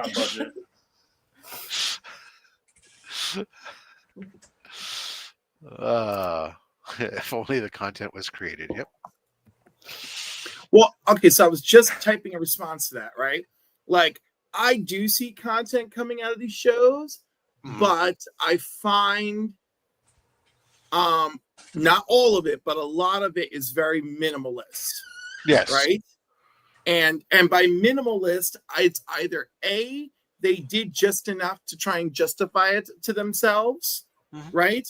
Or B, it really was just about it's really just a focus on their experience, and that's it, right? And then, of course, you got people who do go out of the way and they make videos that are about all the things. Like one video is I acquired a major grail, and the next video is I got to speak to Daniel Warren Johnson, and then another video is like, oh, check out these cosplayers who I imagine you can follow them on Instagram. So I do see some people who really just badge out all that stuff, and I think it's really great. That would be, I don't know. I haven't gone looking for this stuff, but I would imagine that if you were focused on this, man, you could not only interview, like I said, these independents, but it's not a huge cosplay scene, but there are cosplayers there. Interviewing them and getting to understand what they like about cosplay and all the different stuff is about, not just what character are you? All right, cool. Next, what character are you? Who have you been mistaken for? Ooh, what character are you? Who have you been mistaken for? Came up to me I do what enjoy who have you been mistaken for. No, that happens. I had a friend do Beast Boy one year, and all day long it was like Hulkling, and he's like, no. It's a thing where actually I see a lot of them where they're interviewing the cosplayer and they're asking them, not necessarily because they don't know, but to make sure on the interview stuff to go, who are you cosplaying today, and then who have you been mistaken for? And it's like especially with the anime characters, it happens quite a bit. But that happens. People don't necessarily know, and all the characters, and they go, oh, who are you? Oh, is that so and so? Oh, no. All right, well, hey, more creative stuff instead of copy paste. I love copy pasta. Copy pasta can be really good. It can be really, and especially if you get it just the right consistency. Al dente. It tastes delicious. With squidding, I prefer it with the squidding. I'm a rotini guy myself, but Look at this side note for Cliff from Durs. The last 3 cons I went to with 3 different good books to trade up. 0 vendors took them. Yeah, I believe that. I watched people at the comic swap show up with comics to swap, and people wanted the vendors in general. I think I saw 1 trade take place, but the vendors in general wanted far more in trade than the other person was willing to give. Like, there was one example I could think of which involved Ghost Rider's first appearance, right?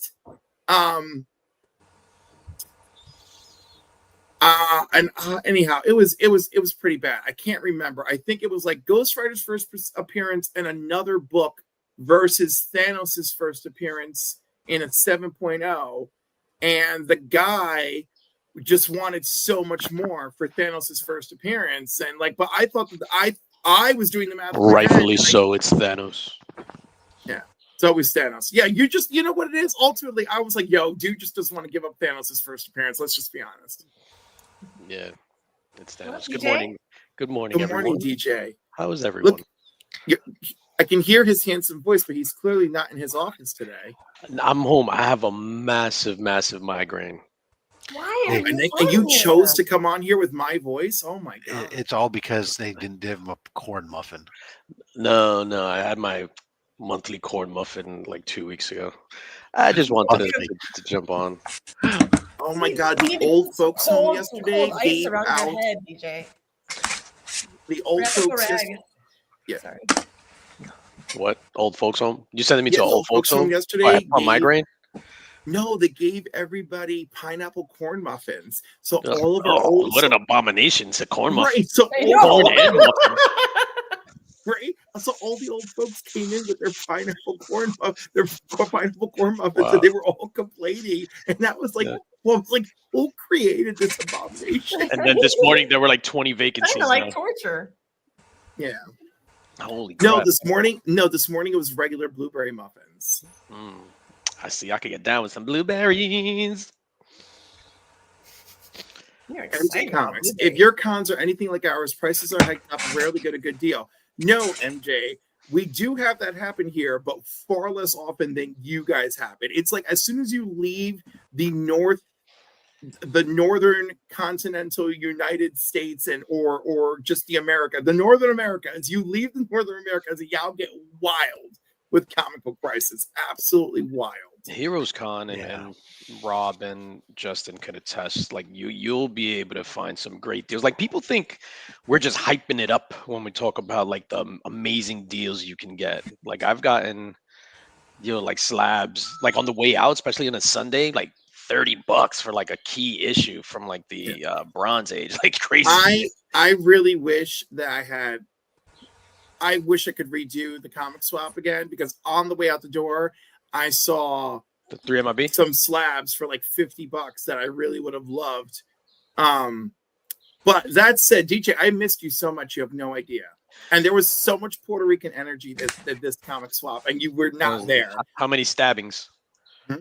None. It was actually belly rubs. Big Lion Cat found me, and then his other Puerto Rican buddy found him, and then we were just like running around, and it was very funny because I had two groups. Unintentional. So one group is Puerto Ricans. That's kind of intentional. The other group is I kept running into all these dudes who all grew up and going to Catholic school like me, and I was like, how is this happening? Well, that explains it. So, but I'll tell you, that does not explain the homosexuality. So I just said that explains it. I didn't say specifically what it was. Yeah, I know, but your history of terrible gay jokes just makes me target you. Are they terrible? They are terrible. Come on, man. Did I do a super chat or a membership chat where I was like, I came here for the lame homophobic jokes, and before you even read my comment, a lame ass joke came out. I was ready. I need to step my homophobic jokes up. You clearly do. Really, really get into it. Really get into how everybody should be protecting their butthole. So anyhow. Not everyone. Well, obviously the people who don't want it, but then a gay joke doesn't work on the gays. So what a world we live in. You got to kind of hope that they haven't done any repricing in a while. That's MJ Comics. So MJ, let me tell you a Mark story. Mark straight up went up to a dealer and said, it's clear you haven't done any repricing. I'll catch you later on this afternoon after you caught up. And that's like one of my favorite Mark stories. This is Legion? Yes, Legion. I mean, most shops, most of those vendor stuff, they can't keep everything priced 100% on stuff, but they know. And the difference is, for whatever reason at Heroes Con, not only are the prices generally pretty decent, but if they're not, they'll come out of the gate and tell you, oh, hey, these are all this, or a lot of them have tags on the, all these are all, everything there is 20% off the tag price, or, and then they're happy to wheel and deal with you and stuff. I mean, the year that I walked out of there, when I came back with a GSX-1 and an ASM 129, and I can't even remember the full. The Avengers 1. Oh yeah, and 2023, where you just went in and it was like I'm ridiculous. And on the budget, and then even last year, came home with my Justice League. This year, I'm going in there. It's like I have one book that in my mind I'm gonna target, and then aside from that, I'm focused on commissions and stuff, because it's a great place for the commissions. There's so many artists and stuff there that I'm really loving that element of it. You do seem like you really end up getting commissions for sure. I have really been hardcore lately. It's been pretty hardcore. I will say, like most of the cons I'm going to is like 4 to 5 commissions. It's like I've got 3. I think it's 3 are already nailed down and in progress for Heroes Con, and then I still want to get like probably 2 to 3 more. Ooh, Rob Fat Stacks, you're an inspiration, dog. I have one lined up, one commission. Then I need to reach out to another artist I'm literally like, I don't know. There's no books that I want to go in and be like, oh, I definitely need to get this. I need to get this. Right. I'm just like, I need to get some art. I want to get a hug from Justin Birch, a hug from Cliff. Madam, you're going? I'm going. I'd like to reserve a hug, please. Okay. Rob Fat Stacks, a firm handshake. And our dinner. And our Wednesday Rob's getting a hug. I don't care about consent. Rob's getting a hug. I don't care about consent. Wow. Oh man. Yeah. No, right. No, Rob's a military man. He understands. And See, I was gonna say a joke, but it wouldn't have been appreciated. no, it would not have been appreciated because it would have been teetering on homophobia. I love you, Cliff, so much. So and those jokes would only be reserved for Old Wolf. Check this out, Cliff. On HeroesCon Friday, I'm gonna rock a Hawaiian shirt to be in solidarity with you. You do not have to do that for me. I am going to do that, sir. So that takes care of my Friday outfit. Look at that. That's like big inspiration because you know what he won't wear is a C3 jersey. But I would wear a C3 jersey if someone would get one in my appropriate size. But hey, you know what you can get if you haven't checked, pinned at the top of the link, the brand new Printfy Comics Curing Cancer merch shop, which you can order, and we have tested. Shipments get to you within a week. You can get your merch in time for HeroesCon and rock the new Comics Curing Cancer merch, including the 2025 special edition. Here, I will show you the image on a mug here. This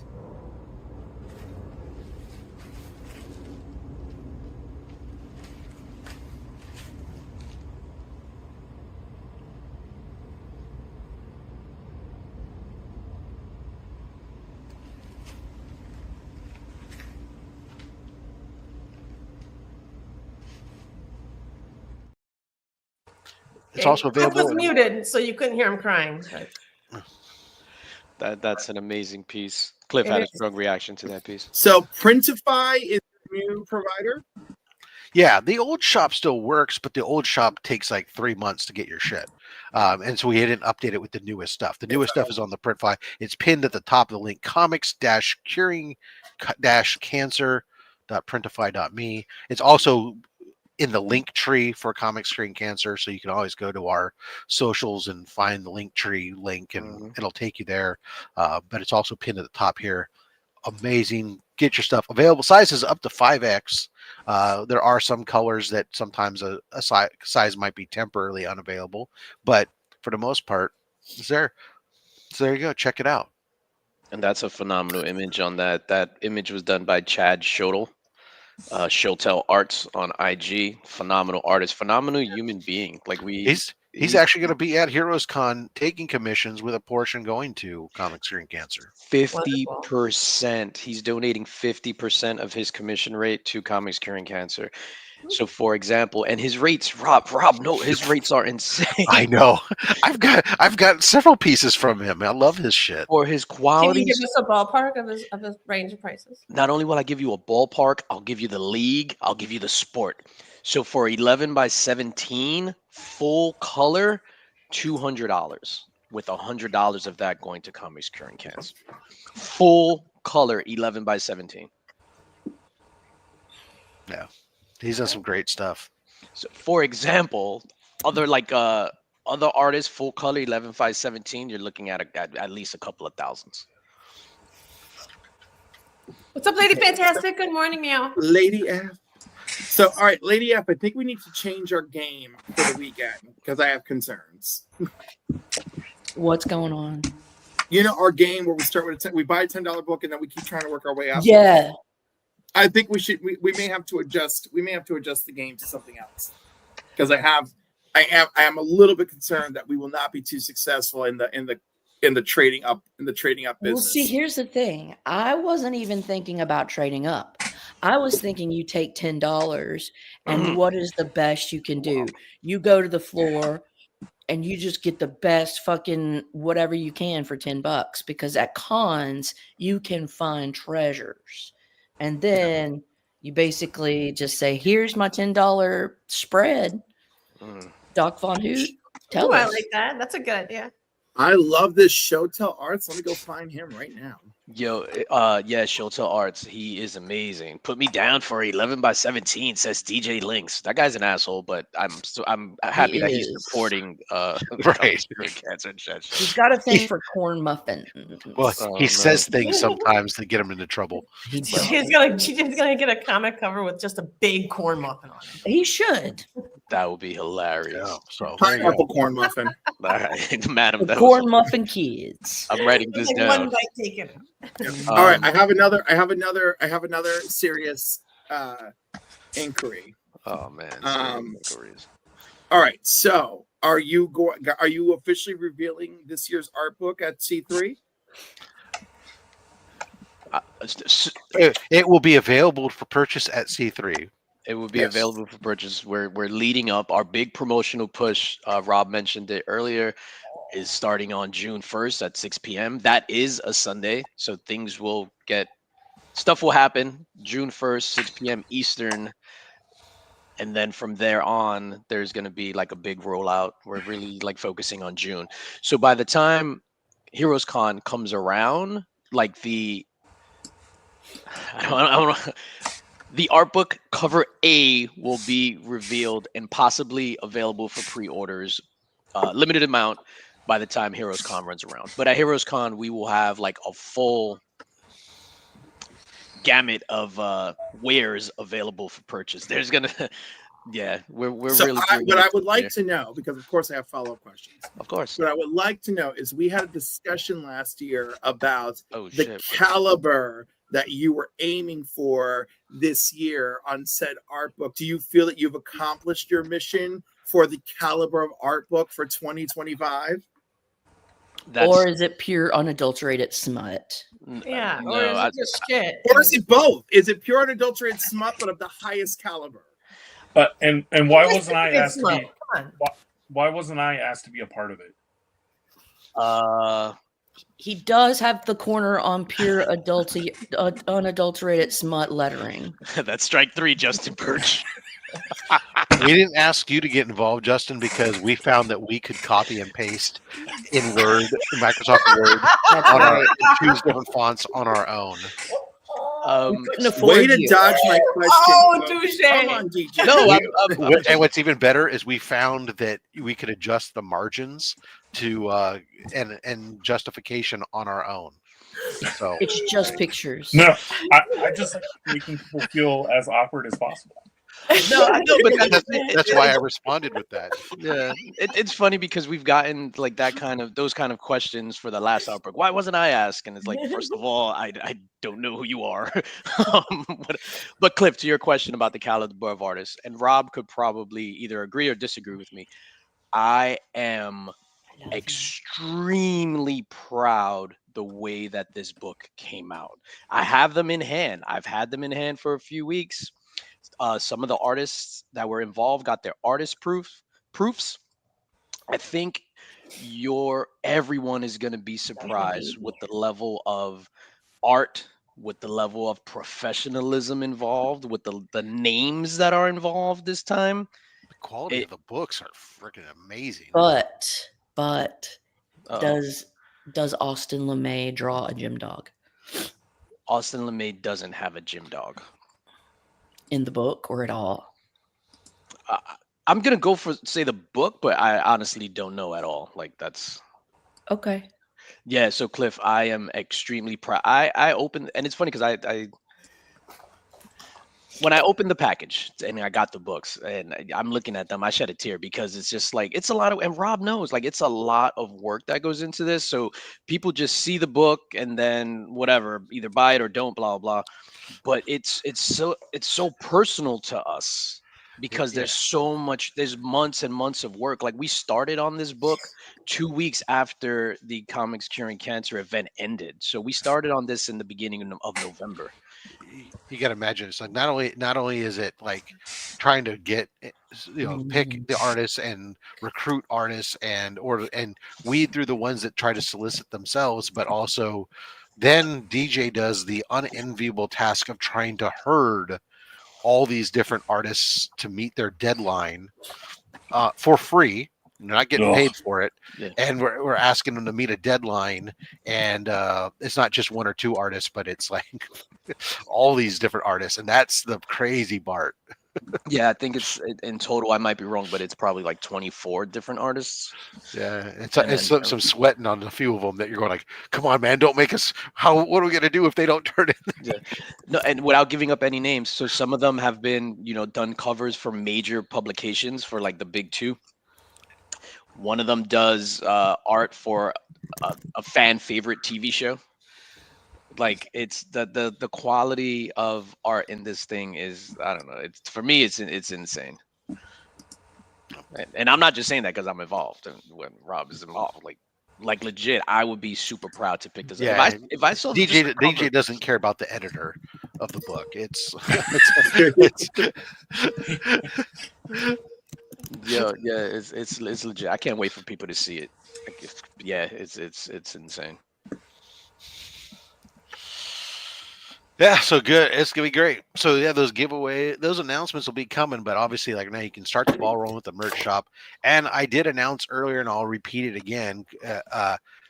It's even though I risk doing this because I don't have them in hand, but I have a ship date I'm supposed to have them before the end of the month.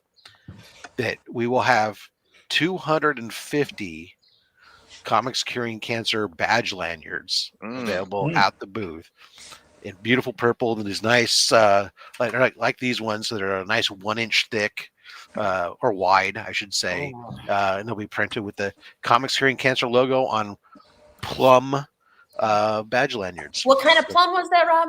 It's called Absolute Plum was the name of the color on the site. Nice. And sponsored by DC Comics? And how would one acquire it? Yes. How would one? They would have to attend Heroes Con, find us at the Comics Curing Cancer booth, and say, "Hey, nice to meet you guys. May I please have one?" Nice.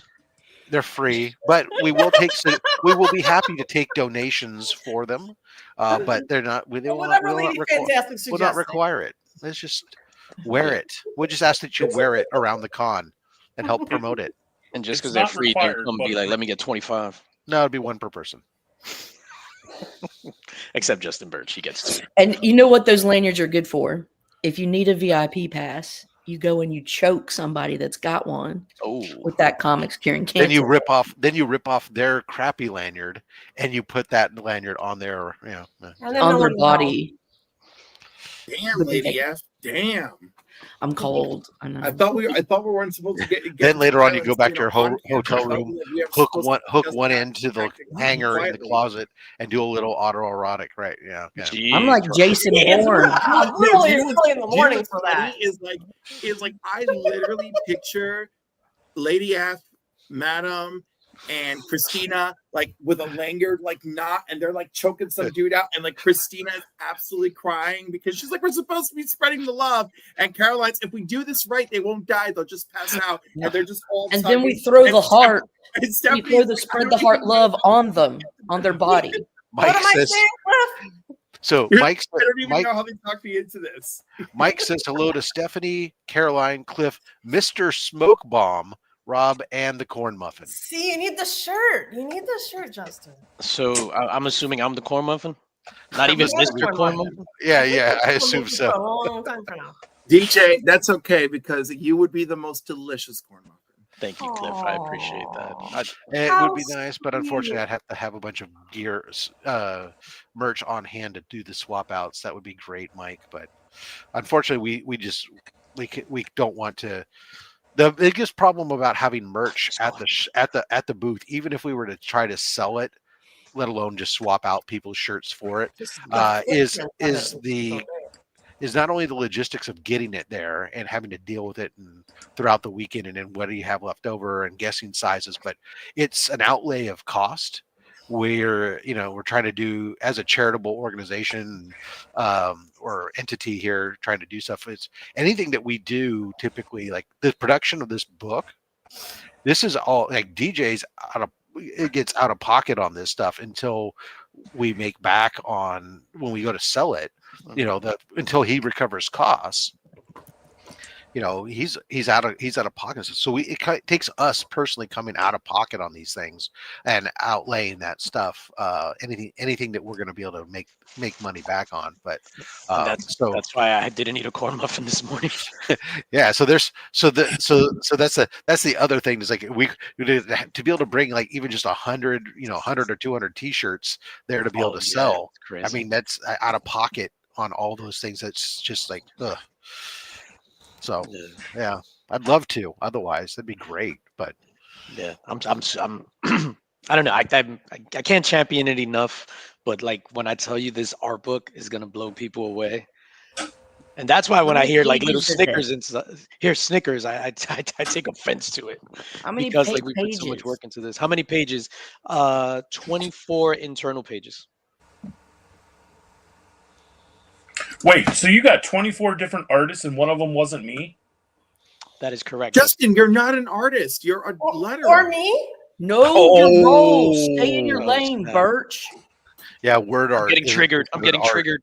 Fucking Ringo Award nominee thinks he's fucking Justin Birch letters. You know, you can sign every art book, just F you. Just put those two letters on it. Justin Birch just thinks he's Jim Lee all of a sudden. My word. Wow. Wait, thinks or knows? Thanks. Well, I've had Jim Lee drawing in front of me. I know. Hold on. Hey, JB. Yes. How many Ringos do you have? For letterer or in general? Oh shit! Yo, flex dog. That have been awarded to you. Oh my head. For letterer or for being part of the team? Just in general. For your contributions. A Ringo's a Ringo. Oh, hold on. They're holding up some. Wait, are you telling me you actually do have Ringo awards, but just not for individual letter? Oh my god, I can't wait to see this. He has no individual awards. That's okay. Do you know how happy I would be with First of all, I have 2 ensemble CBCA awards. Okay, and even that I'm super freaking proud of. No, I'm jesting. Obviously, he's no Stan Sakai, but JB has been a part of many great things. He's no Stan Sakai. I don't know why I found. And he's going to be known for more because when I release my book, Something Is Killing My Pussy, I absolutely have to have him letter. Well, hold on. Let me make you big so people can see this. I want them to be able to recognize. See, there you look at that. That's the Ringo Award. That's nice. Oh, jeez. I just. Oh, wow. Yeah. Oh. Yeah, there's the other. What is this for?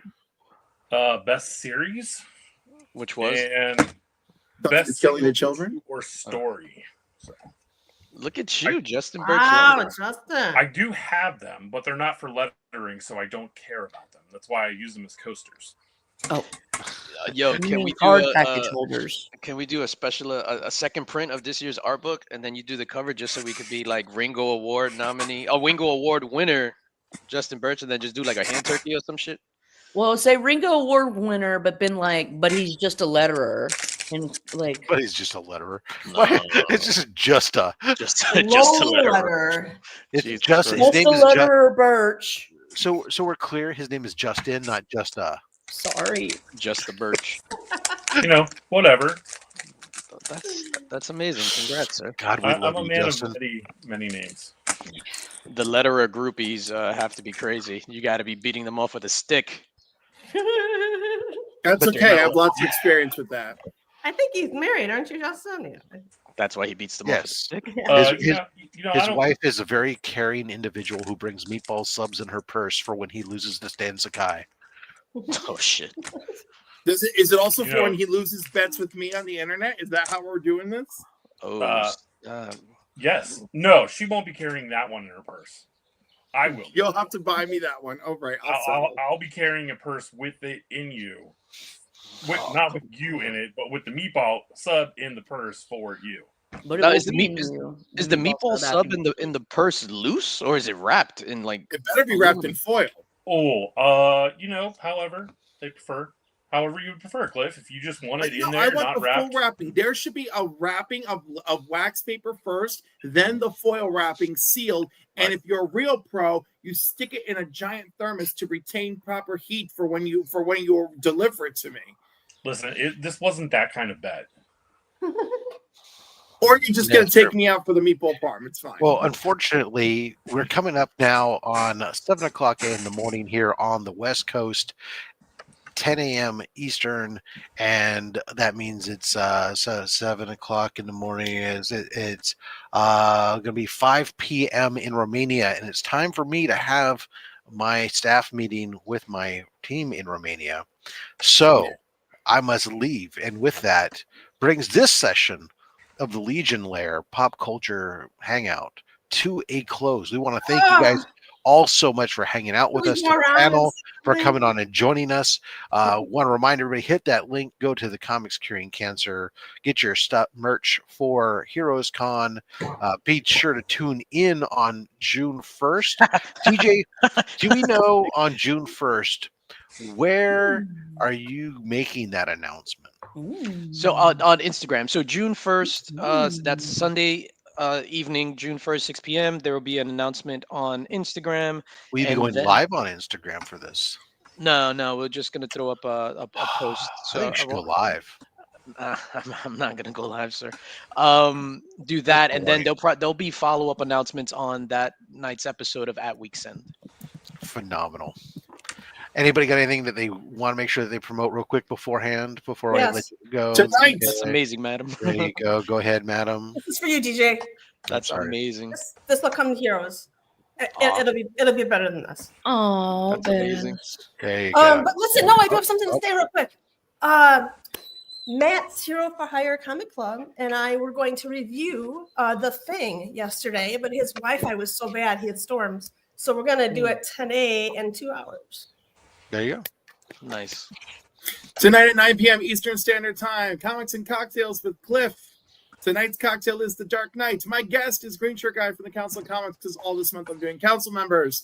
And so please tune in, join the membership, because I'm going to give something tremendous away this month. That's it. I ain't doing shit. Love you. Tonight, 9 p.m. Eastern in the mix. Be there or be square, or go to Cliff. Go to one of us. Right. Well, it's only acceptable if you choose one of us. Exactly. What's interesting is with this layout, can I switch it this way? I do this because I try to move. Well, I can't. The movie was so good. It'd be fantastic. Well, I'm trying to, but the problem is this Mark has this overlay going for the chat. For the comments, and it covers up the bottom corner, and I can't click behind it to drag and drop. Anyway, that chat overlay is. Yeah. Did you know, DJ? I just subscribed to you yesterday. Anything? I just wanted you to know that. Lady F, did you want to say anything? I'd like to say, fuck those other guys that are having the 9 p.m. thing and come to my thing. I don't know where it's at, but just come to mine because they're dumb. Beautiful. Yeah, we dominate Fridays at 9. We dominate Fridays at 9, baby. Tonight at 7 p.m. I'll be over on 7 p.m. Pacific, 10 p.m. Eastern. I'll be on the low grades. Tomorrow, only slabs. We got Chuck Hensey. All right, guys. Thank you all so much for coming on out. Appreciate you all. And until next time, whatever.